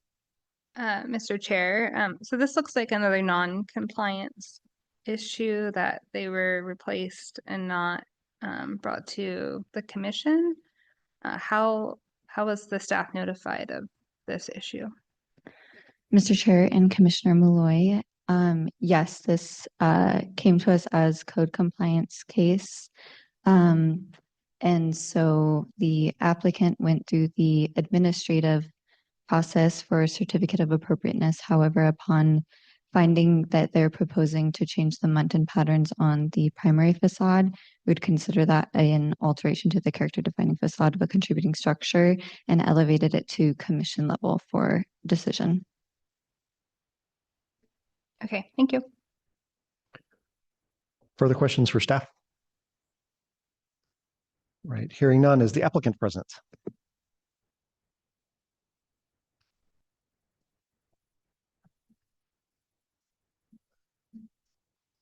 Good evening. My name is Sue Ballup, and the property in the application is DRH 26-00111 at 1405 West Fort. My address, home address is 1719 North 17th Street, Boise, Idaho, 83702. And I'm Dan Ballup. I live at the same address. Thank you for coming this evening. Thank you for this opportunity.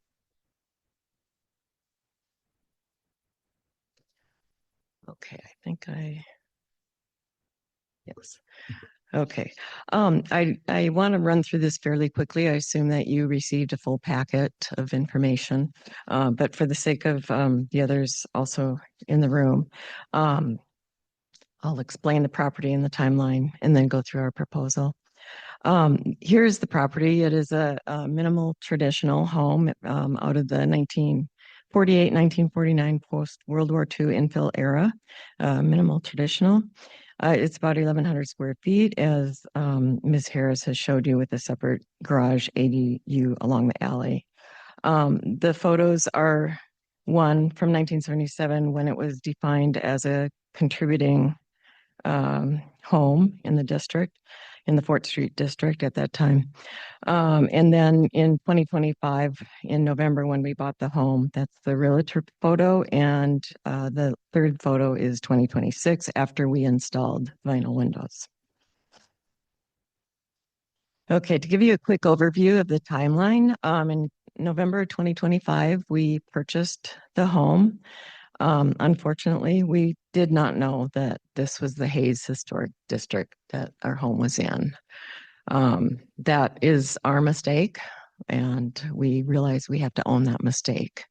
In January of 2026, we were looking at all of the repairs and maintenance that needed to be done on this home, and the windows surfaced as the first to need some help. So we took a look at it, and Dan had studied what kind of windows might be best. This will be a long-term rental. Our son Arthur is living in the rental right now and working to fix it up and working to fix up the back house before it can be rented out. We got bids, and we had 3 people come in, 3 different companies come in, and it never came up that it was a historical district. And I guess I had assumed that they would get permitting. So again, it's my mistake. So on March 10th, the windows were installed. On March 23rd, when we returned from a vacation, we received the notice of violation. And then we immediately contacted the code compliance officer at the city of Boise. He redirected us to Ms. Harris, and we began then engaging with Ms. Harris on how to attempt to correct this issue. That was on March 23rd. With that, I want to move right into a proposed solution. We would like to propose a solution that we feel is balancing historical preservation, because I've read a lot about it in the last 3 months, and now I get it. I really understand it, and I understand how important it is. But we'd also like to have you consider that we want to be good environmentalist stewards with this project, and we would like to work with the commission or with Ms. Harris on coming up with a solution that may prevent everything from going into a landfill. Our proposed solution is using a solid wood surround with 1/1 muntin pattern on a double hung window. We would prefer this to be on the primary elevation or the street facing elevation. And we brought in an example tonight, but what we'd like to do is work with you and understand if this is something that can potentially be a solution, and then we would hire. Go ahead. We built this prototype ourselves, and it fits nicely into the frame, but we would propose using a professional carpenter that would use appropriate materials and make it match. It actually fit in quite nicely, and I think we have a picture of it. Yeah. That would work, but our primary concern is to take 20 brand new windows and fill the landfill up with them after we spent a lot of time recycling the old, all the metal from the houses. We went through it. So that's our preference, is not to create an environmental mess out of it, while retaining the efficiency of those windows that are in there, but resolve the issue of the appearance.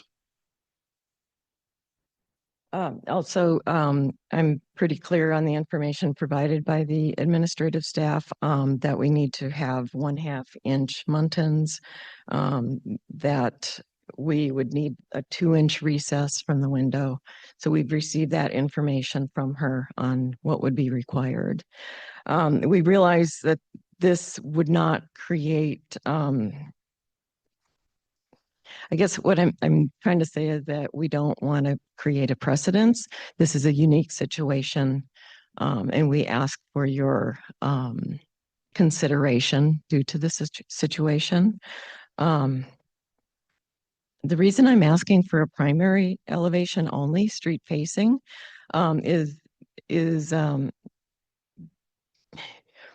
because I would prefer not to have the muntins on the other windows, and I've got a little bit here on the muntins. The muntins in this small of a house, the muntins do tend to reduce the light in the home. If it's absolutely required that they need to surround the entire main home, then we would be compliant. We would do that. But the purpose of that request is really that we believe that the character of the home, with the minimal traditional, is not going to be impaired if the side elevations do not have muntins. Also, it is our preference if we do not have to do this type of wood frame on the secondary elevations. If it's required, we would be willing to do that if we can work through this. I know that this is not a precedence, but what I've observed is our neighboring houses on the secondary elevations do have replacement windows. So this is just to prove, that yes, they're vinyl replacement windows. Again, we're willing to work with you and do what we need to do in order to preserve the existing windows from an environmental standpoint, yet satisfy the historical appearance of the home. It is a contributing home. I get that. And we want to continue to have it a contributing home.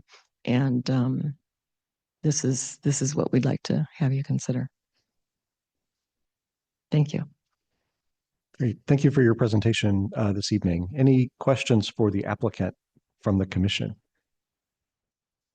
One question. Commissioner Butt. What's the plan for affixing these two? Are they permanent, or is it more of like a storm window situation where they can be removed? That would probably depend on a maintenance factor. So I believe that it could be either. The way they inset, they could be screwed in from the side, and I would probably have to talk to a professional carpenter or window person to make that kind of a judgment. But it might be beneficial to have them be removable, but it might not. It just depends on recommendations that we get from experts. Further questions? Yes, Mr. Chair. Commissioner Moody. First of all, thanks for providing that timeline. And I'm sure it must be a very sinking feeling once you spent money on the house and then you find out that there was a regulation in place that you didn't know about. So I also appreciate you how quickly you tried to deal with the situation once you knew that you were in non-compliance. My question for you, and I know since you didn't know you were dealing with a historic district, I know this is probably unlikely, but just on the off chance, when you were getting bids, did you happen to discuss repair of the windows that were existing over replacement, or was that ever discussed or documented?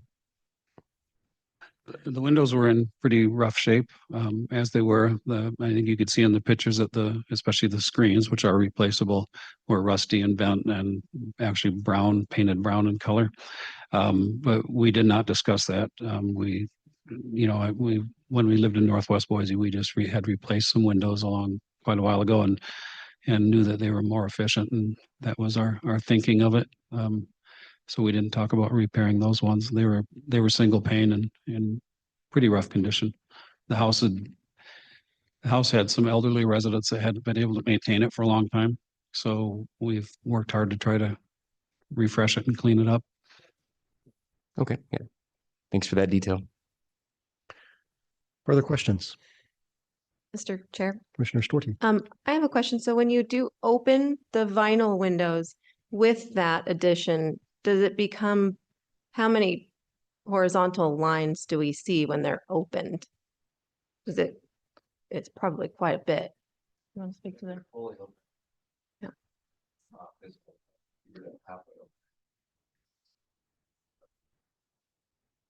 Okay. Thank you. Further questions? Very good. Thank you for your presentation this evening. Is the Neighborhood Association present?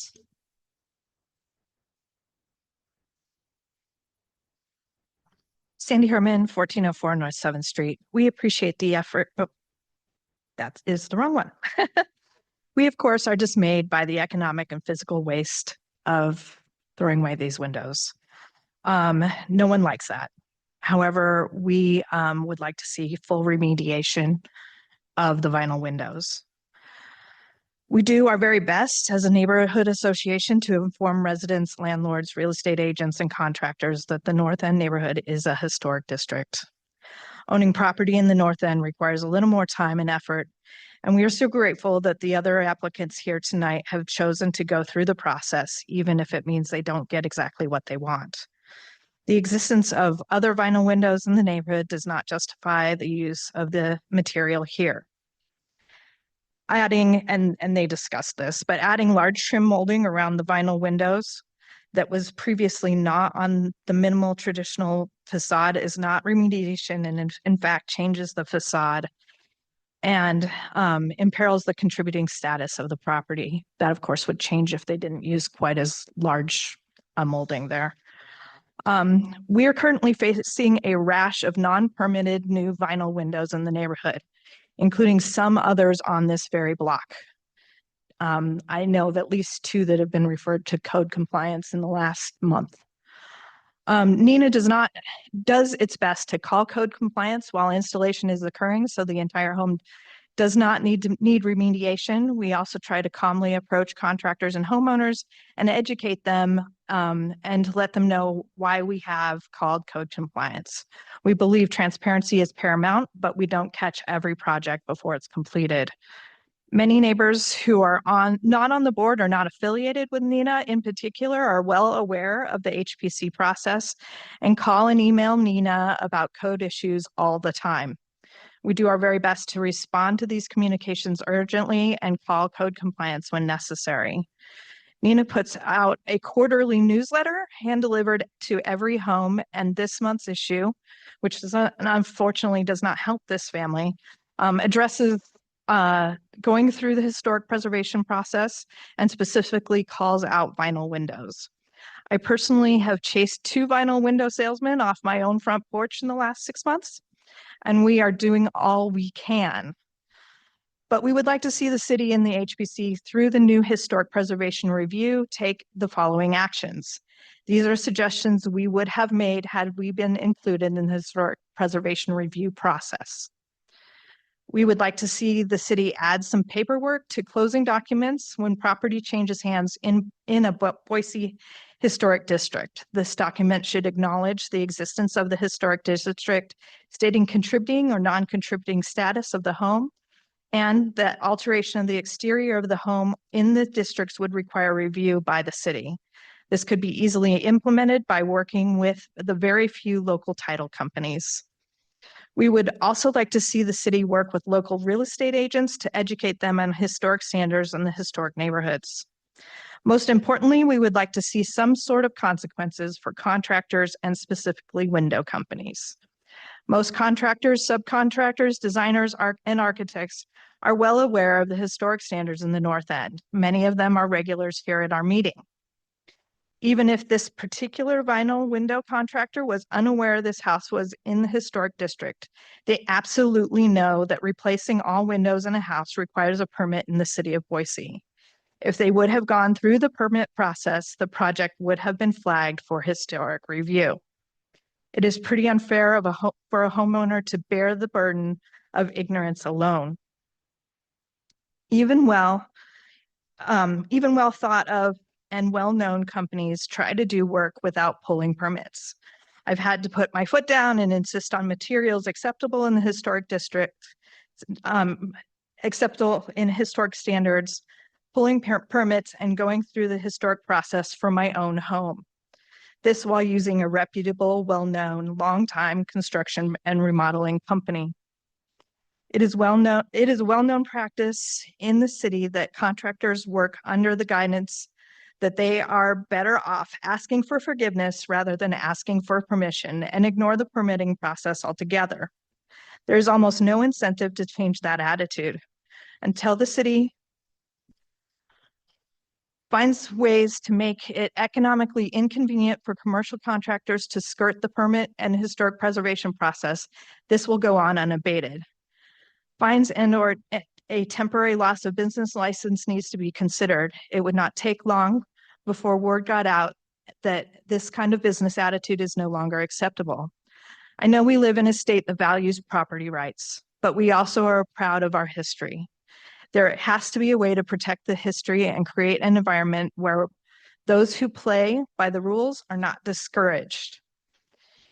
In conclusion, asking for anything other than full remediation on this project would only encourage the next homeowner to use this as an example to further degrade the stock of contributing homes in the neighborhood.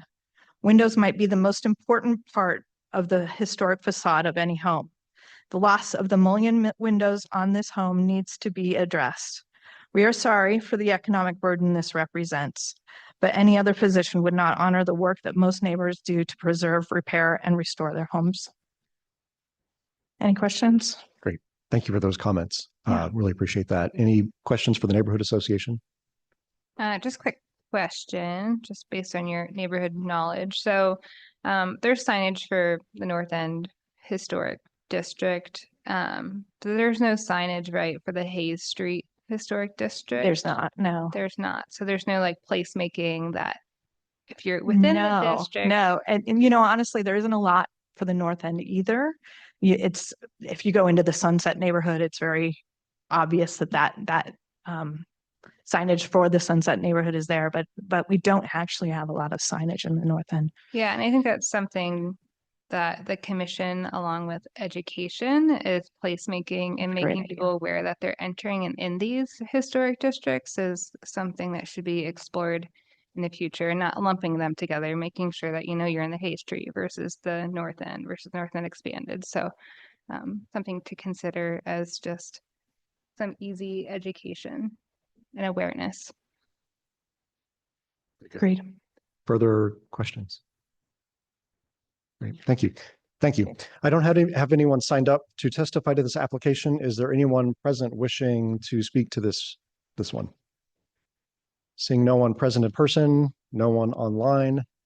The applicant, you have 5 minutes for rebuttal.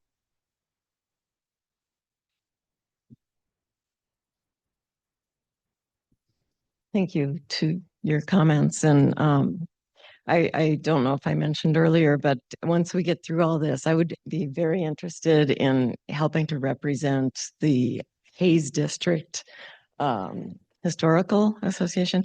We received this flyer at the house just a few weeks ago, and it's very helpful. And I think that we would love to have maybe a welcome packet to new people in the neighborhood. But getting back to our situation, I'm not really sure who we work with, if we can work with you further on this or talk with you about collaborating to get something that maybe is a medium. I believe that the primary facade, the street facing facade, is the most important part of keeping the character of the historical home. Is it possible to replace 3 windows on the street facing view and then use the frame idea in the other sections of the home? I don't know where we collaborate. I don't think that the admin group is allowed to do that, to work through different questions and ideas. So I'm asking you here if we could do that. So I believe the process, would be to work with staff on possible, this evening you're going to get feedback from the commission. The commission could decide to approve the proposal as it's been put before us, to approve the modifications you've proposed this evening, to defer you for more consideration once you've heard our comments, or to deny you straight up. There are a number of different paths that this could go. Understanding that you are open to some other thoughts, I think is helpful. We don't want to design the project from the bench. That's not really useful for everyone's time, but there will be the feedback that you hear from us as we have our deliberation on our side to know what your next steps might be. Does that help answer the question? That's very helpful. Thank you.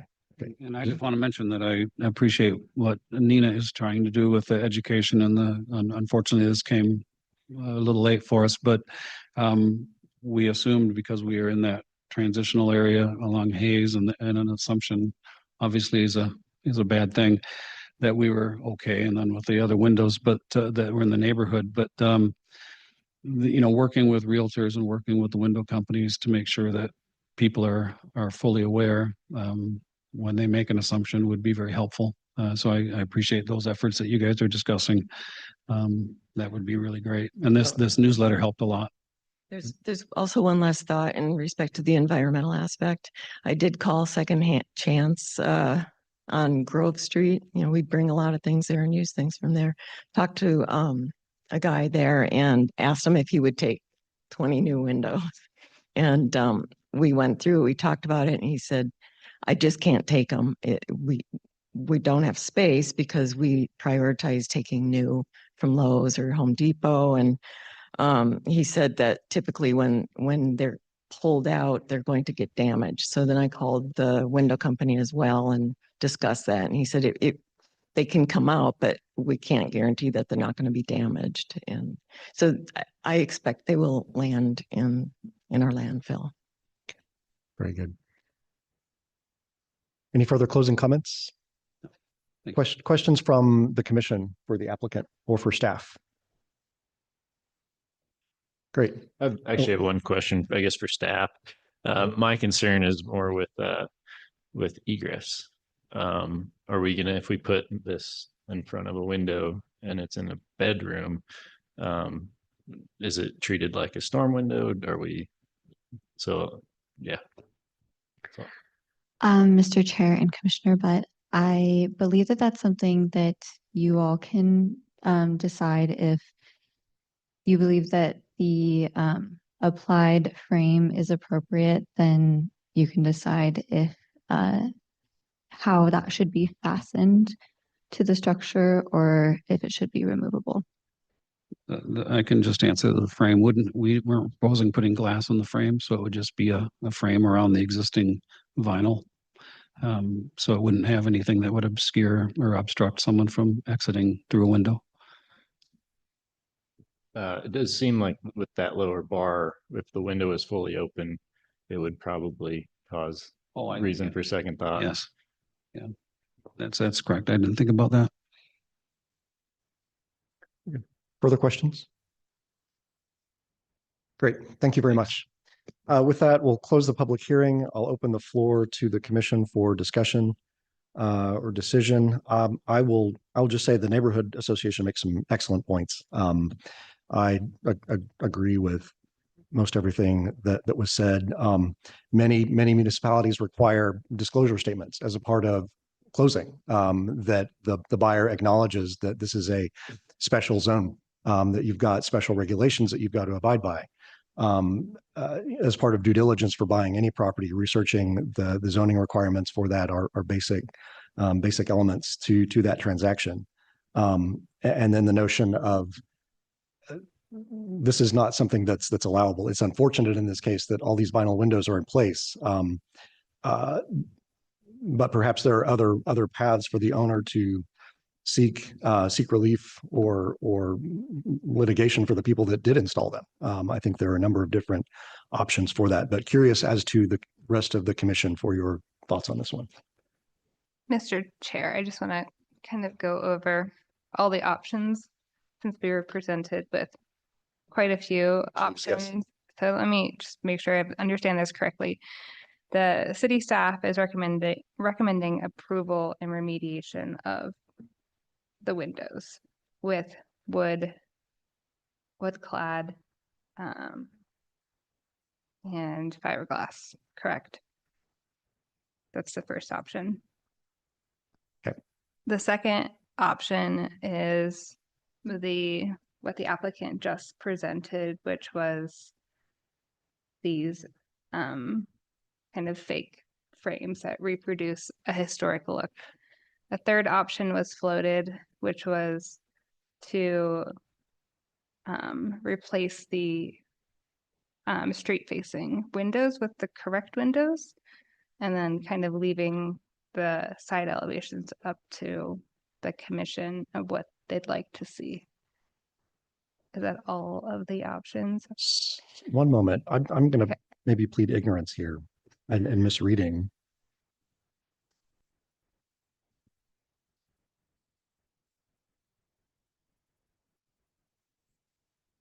Okay. Sorry, yeah, I was misreading the staff report and what the recommendation for approval was. Okay, very good. Does anyone else disagree with that?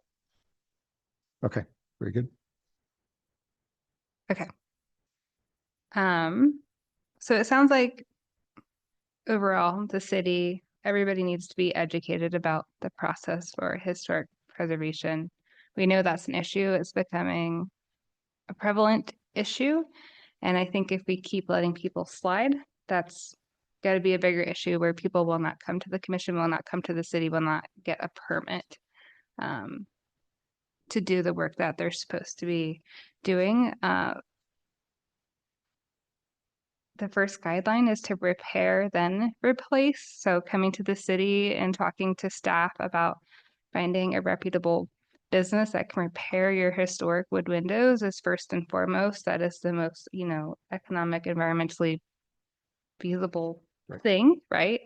Vinyl windows are not environmentally friendly. They're made of petroleum products. They don't have a really long shelf life over wood windows, even with double glazing.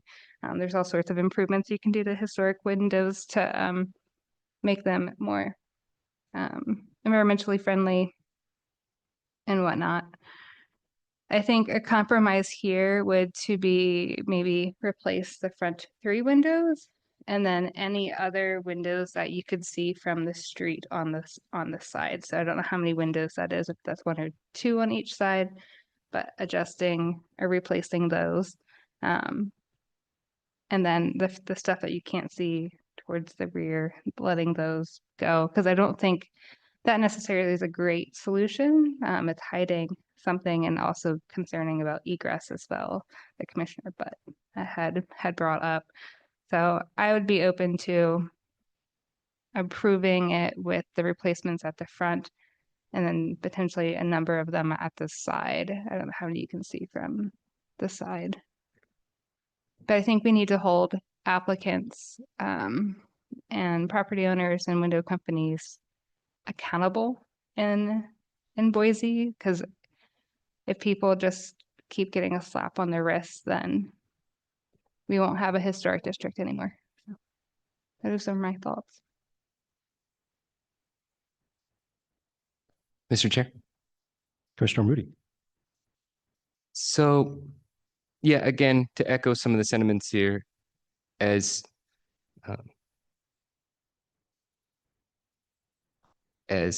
sensitive as I am to, a mistake being made due to some general ignorance of the guidelines and that your house is within this, I do think that the neighborhood association's points are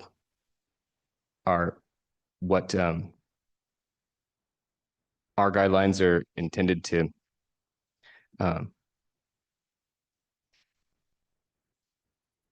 promote. And I think that any situation or any motion from this commission or recommendation from the city that somehow incentivizes or paves a path for, as the neighborhood association put it, this ask for forgiveness and not for permission mentality is just, it's going, it will always be taken advantage of. So I struggle very hard to try to factor in the mistake into any decisions we should make. We should also note that, as Commissioner Malloy said, repair is given priority according to the standards, and because we're already in this state of non-compliance, anything that we're doing at this point is in essence a somewhat of a compromise, because we have to treat the windows essentially as missing the original windows. So while I do have some support for Commissioner Malloy's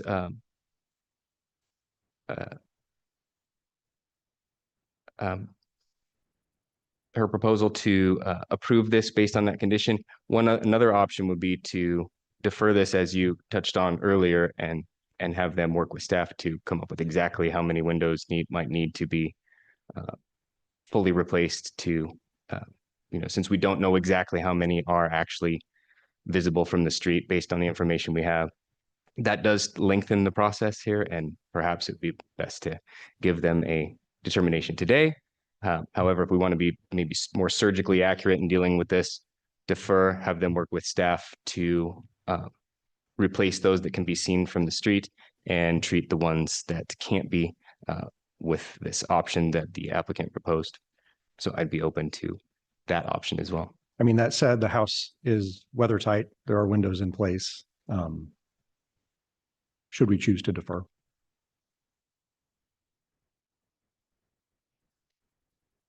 Mr. Chair. Commissioner. So I do think that Commissioner Malloy's recommendation of just the front or perhaps some on the side does sound reasonable. I'm deeply sympathetic for the honest nature of this mistake, and I think I do want to say I don't think we should look at replacing some that are visible on the sides, because then you have 3 in a row that are like right in a row on the side of the house. So you risk having one window that doesn't look congruous with the others. So I think in the nature of speeding this up and remedying the solution quickly in something that seems to be somewhat of a compromise, I would propose just replacing only the 3 on the very front.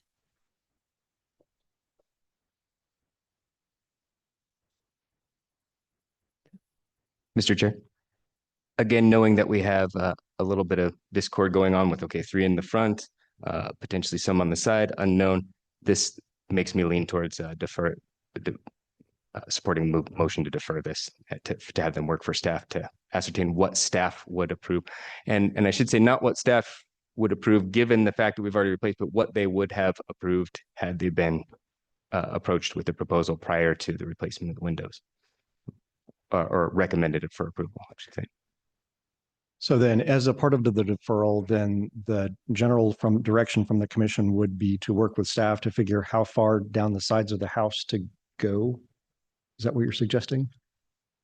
Yes, with the understanding that their recommendation for working with them to find something that they would recommend approval of would be consistent with that same decision had the applicant come to them prior to actually removing the windows and replacing them. Yeah. Okay. I mean, I think we're in a number of different places. We have commissioner that would approve just the 3 in the front. I am in favor of replacing all of them. And Commissioner Malloy is somewhere in the middle. So I'm not sure that we've got good solid direction on which way to go. We also have Commissioner Moore that's online that may have some thoughts, and we have commissioners that are not present here this evening that could potentially weigh in should we choose to defer. I would, I guess, if I'm in the middle, and part of the concern is if we replace only 1 on the side and not the other 2, and then you have not matching windows, then I would propose replacing the ones on the front and the side fully. And then the ones towards the rear on the accessory or the garage, then ignoring them. Commissioner, I'm going to complicate it even more. I'm Go good for it. I'm good with the front 3 personally. I think it sets precedence that we're making sure that, at least people walking by will see that, some people will acknowledge that they were changed. And I think that making an example of these guys is a bummer. I feel really bad for you guys. With your contractor should have known better. But I would be on board with the front 3. I would point out the contractor should know better, and the contractor could receive a lesson in the form of a visit from an attorney on not doing it in the future.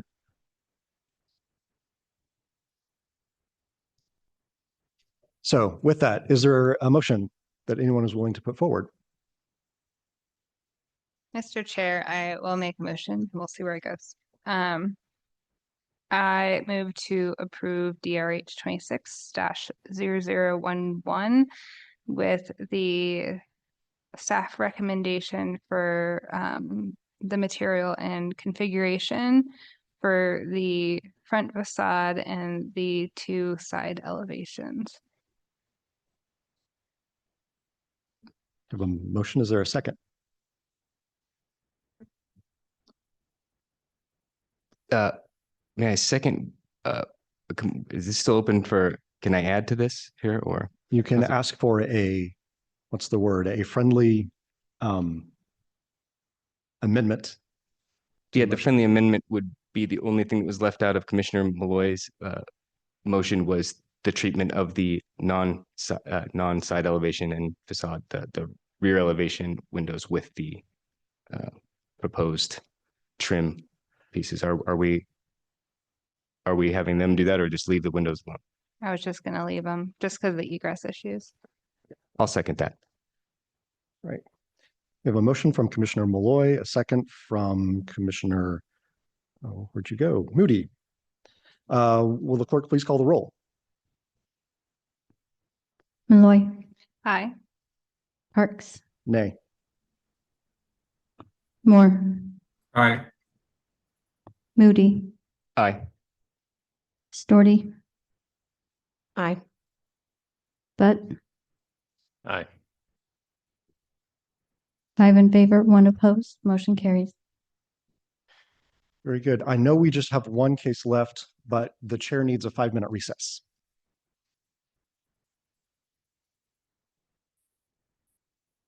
We're back. We're ready. All right, I'll call us back to order. Our last case of the evening, DRH 26-00126 at 1705 West Resigue Street. Certificate of appropriateness to alter the character defining facade of a contributing home in an R2 HDO zone. Could we have the report from staff? Good evening, Mr. Chair and Commissioners. This is DRH 26-00126, located at 1705 West Resigue Street. The subject property is zoned R2 and is in the expanded North End Historic District. A previous certificate of appropriateness minor approved repair to the historic pergola structure attached to the entry. The current proposal is to add fluted wrap to 2 of the pergola posts. These photos show the location of the 2 subject posts. The pergola is present in the relevant Sanborn maps and is included in the National Register of Historic Places description. This is the primary facade of the contributing house. The red frame on the left shows the subject posts, which are located over the driveway. The yellow frame on the right shows the one existing fluted post. The fluted post is located on the porch area close to the entry. The close-up on the left shows the wood texture of the existing posts compared to the fluted column on the right. After the packets were distributed, staff received late correspondence from a neighbor expressing support for the project. As detailed in the project report, the proposal does not meet the findings for approval. The proposal is not consistent with the guidelines or secretary standards, including those on the screen. Adding fluting where it was not historically present would create a false sense of history. In conclusion, the planning team recommends the Historic Preservation Commission deny DRH 26-00126. Happy to answer any questions. Great. Thank you for the report. Question for you. On the Sanborn maps, it indicates that the porch extends almost all the way across the front of the house. It appears that at some point, part of that porch was enclosed. Do we have any record of when that happened?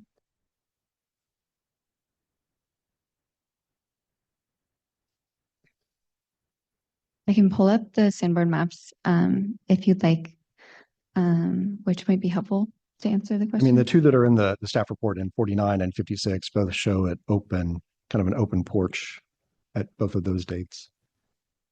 This is so. As far as we know from the history of the project, that the existing facade is as it was historically, and the Sanborn maps show the pergola or the porte cochere stretching over that driveway. Yes, and I don't disagree with that.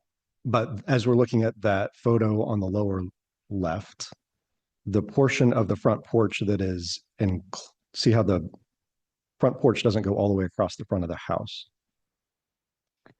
Yeah. Whereas the Sanborn maps show it going all the way across the front of the house. Then the assumption would be that it was enclosed if the Sanborn maps is showing. At some point after 1956. Okay. Further questions for staff from the commission?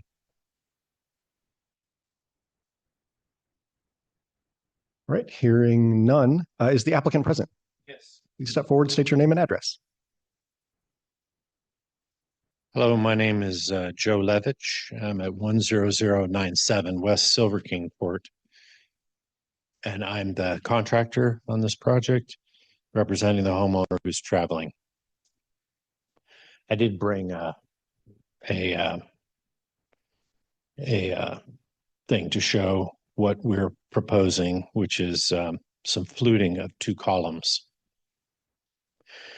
Let's see, I own Levco Builders, and thanking you for taking the time, commissioners, to consider this request for permission to flute 2 recently replaced failed pergola columns at 1705 West Resigue, a home built in 1910 and remodeled in the 30s, we believe, according to Sanborn. That's where I think we first saw that that porch became a thing. And it may have been that the front of the house had not quite a covered area there, a pergola. It might have just been up to the end of the house. It's hard to say exactly. I want to begin by acknowledging the importance of the Historic Preservation Commission's role in protecting the integrity of Boise historic neighborhoods. I share that goal. My work on this home and others like it has always been guided by the intention to preserve the property's architectural character while addressing the owner's wishes and serious structural deficiencies requiring immediate repair. After a windstorm last year, the client called to have the pergola columns inspected. The existing pergola columns, which were themselves replacements, had severely deteriorated due to rot and failed foundations, resulting in an unsafe structural condition. The columns were no longer properly anchored, and emergency repairs were necessary to stabilize the structure, protect the home. The work was permitted and completed at the end of 2025. They're currently primed and not painted in anticipation of fluting them. I'm presenting this evening because the owners wish to have me flute the columns to return their home to the way they believed it should be, and believe that smooth columns conflict with the rest of the front of the home. The issue before the commission is whether the replacement columns may include fluting to match the home's historic architectural character. The staff report concluded that adding fluting would create a false sense of history and hinged the lack of historic photography, conclusively showing the 2 replacement columns as fluted. Respectfully, I believe that the conclusion overlooks an important form of evidence specifically recognized by the Secretary of the Interior standards dealing with surviving physical evidence. The Secretary of the Interior standard number 6 was used by staff as part of the rationale for disallowing our COA, but it ignored the portion of the standard that explains how to address replacement of missing historic features. They may be substantiated by documentary, physical, or pictorial evidence. In this case, physical evidence survives on the structure itself. An original fluted column remains intact on the front facade of the home in direct alignment with the replacement pergola columns. That original column is part of the same architectural composition and remains one of the home's surviving historical character defining features. The proposed work does not introduce a new architectural style, decorative feature, or historic foreign element. Instead, it seeks to match and continue a detail that already exists on the original structure. The distinction is important. Under the Secretary of the Interior's standards for restoration, which this project falls within, they are clear on this point. And I quote, "The missing features from the restoration period should be replaced based on physical or historic documentation with either the same or comparable substitute materials. Only those designs that can be documented having been built should be recreated." The request for the commission is not a speculative reconstruction. It is a historically consistent restoration treatment based on surviving historical fabric still present on the home. In preservation practice, surviving original features are routinely used to guide the repair or reconstruction of adjacent missing elements with complete photographic documentation when it does not exist. Here, the surviving fluted column provides a direct physical evidence of the design vocabulary used in the structure. This matters architecturally because columns on a single structure are never mixed. This is not a matter of stylistic preference. It is a fundamental principle of classical and vernacular architecture design that has been consistent since antiquity. If the original column is fluted, then every column on the structure was fluted. That is the only historical coherent conclusion. Additionally, the proposed fluting is architecturally compatible with the era, scale, and historic character of both the home and the surrounding district. The materials submitted with the application demonstrated that fluted columns were commonly used throughout Boise's historic neighborhoods, including colonial revival and early 20th century residential architecture found within the North End and Warm Springs districts. More importantly, matching the replacement columns to the surviving original condition preserves visual continuity and architectural coherence on the facade. The homeowners have invested substantially in preserving the historic property and have consistently worked in good faith to maintain its historic character. Multiple neighboring property owners have also expressed strong support for the request.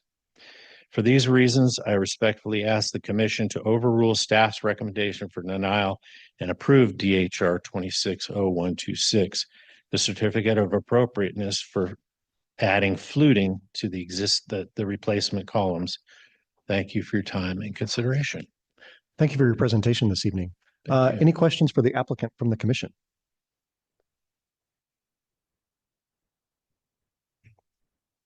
Mr. Chair. Commissioner Moody. Yeah, quick question here regarding the your comment that the columns there on the east, the non-fluted columns that exist today are themselves replacement. Do you know, do you have any documentary evidence of those? Because I think what Standard 6 is looking for in documentary evidence to illustrate what those would be essentially a photo of those two eastern pillars that were once fluted. Yeah, and that would be lovely if we could find that. We can't find it. What was there were 4x4 posts that were pressure treated. Pressure treated lumber wasn't available till the 60s or so.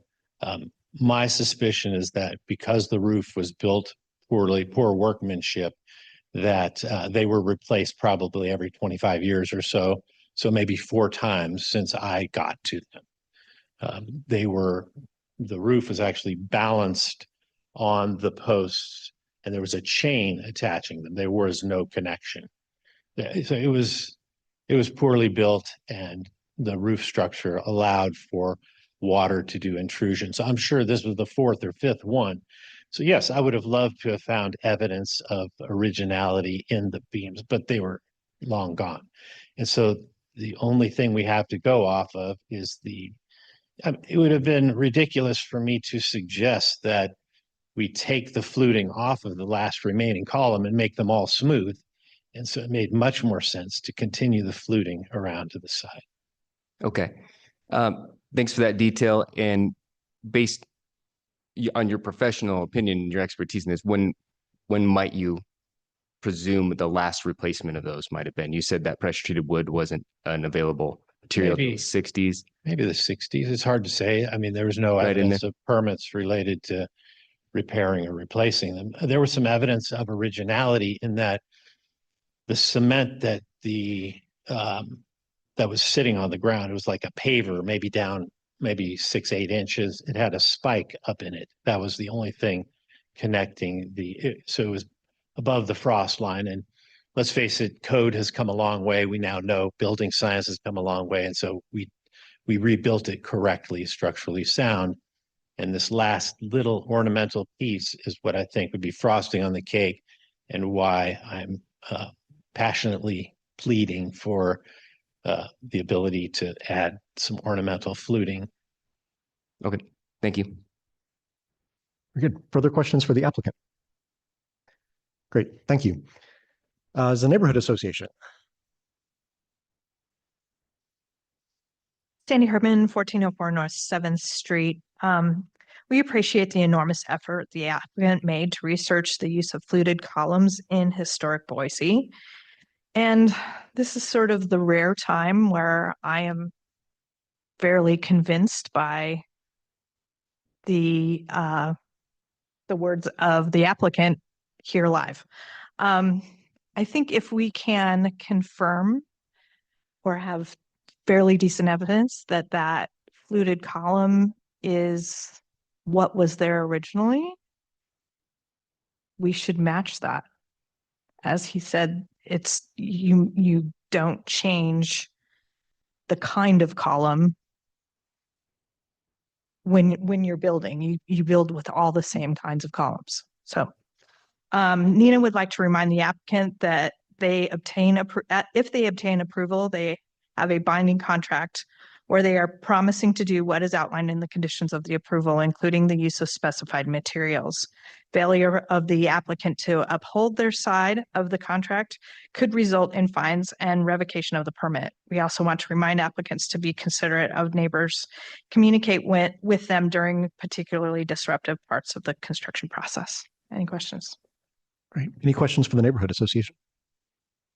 Great, Thanks. Thank you. The only person I have signed up for this one is Joe Levitch, signed up on the sheet.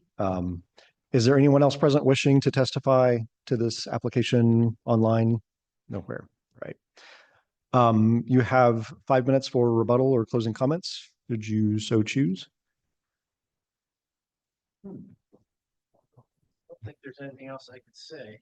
I think I made a very compelling case to allow for this, and I feel like having done, being told to get, if I could only get photographs of the original thing, which is not easy to do, not easy to find, then this would have never happened. There's hundreds of hours spent on this particular thing, and I wish that we had been a time machine, go back and say, hey, I have physical evidence adjacent to the original posts. Could we see this through at a staff level? That's my only comment.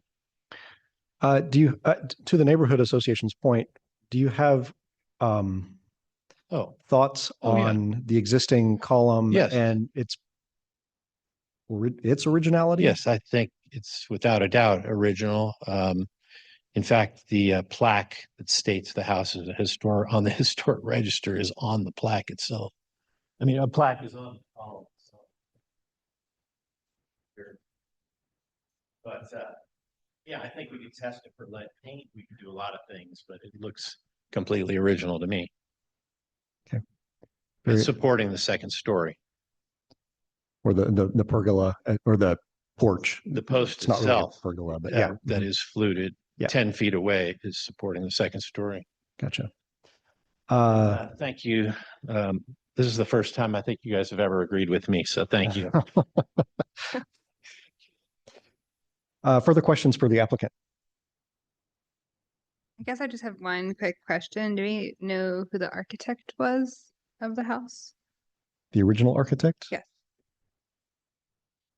It may say somewhere in. No. Richard's shaking his head no. Can't possibly be alive.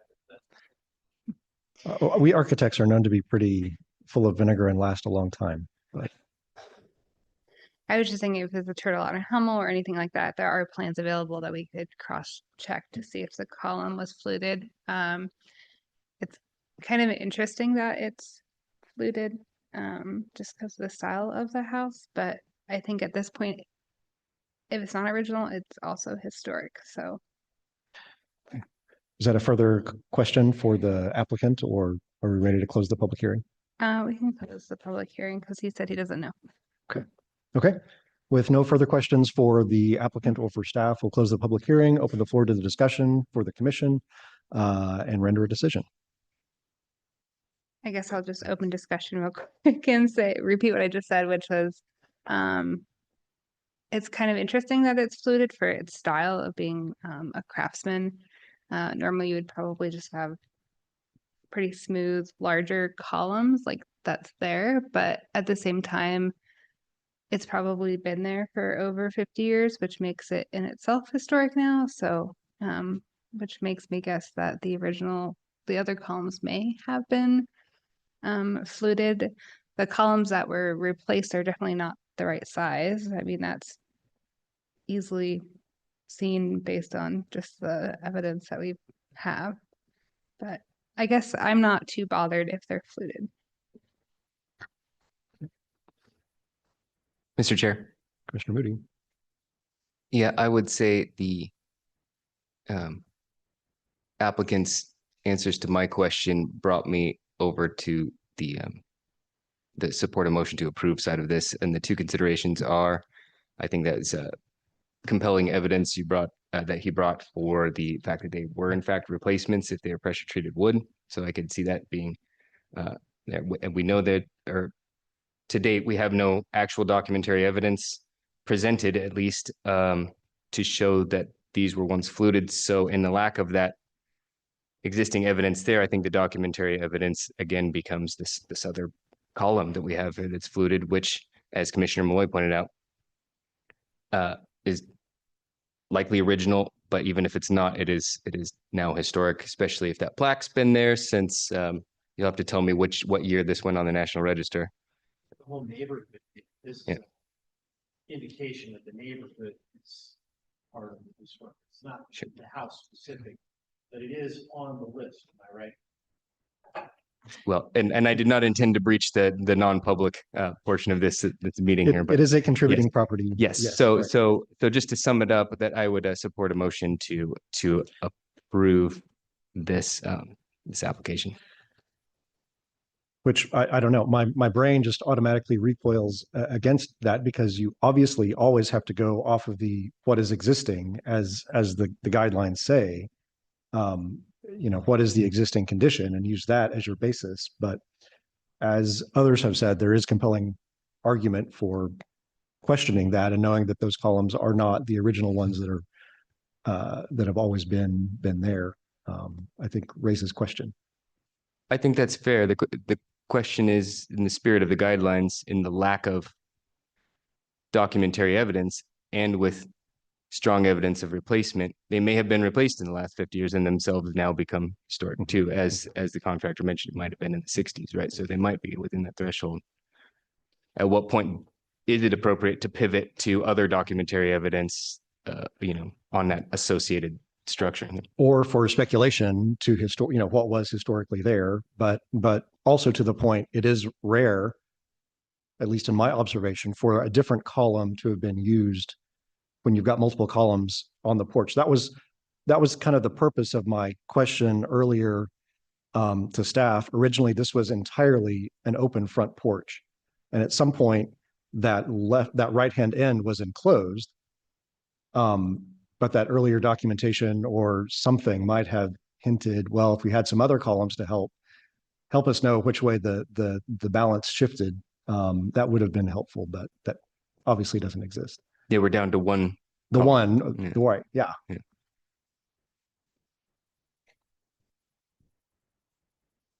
So with that, further discussion or a motion? Mr. Chair, I move to approve application DRH 26-00126 based on the facts and research provided by the applicant today, and proving that it is not creating a false sense of history because the proof of the fluted column exists on the house already, and there is no other proof to say that the other columns are more original than that. Very good. Thank you. I have a motion from Commissioner Storti. Is there a second?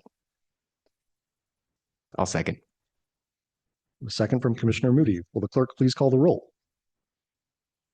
Malloy, Hi. Parks, Aye. Moore, Aye. Moody, Aye. Storty, Aye. Butt, Aye. all in favor, motion carries. With that, we have finally completed our agenda for this evening. I thank you all for your patience and diligence, and want to thank Commissioner Malloy. You will be missed immensely. We're very sad to see you go. So Thanks. any Been a closing pleasure. comments? All right, very good. With that, we will be adjourned.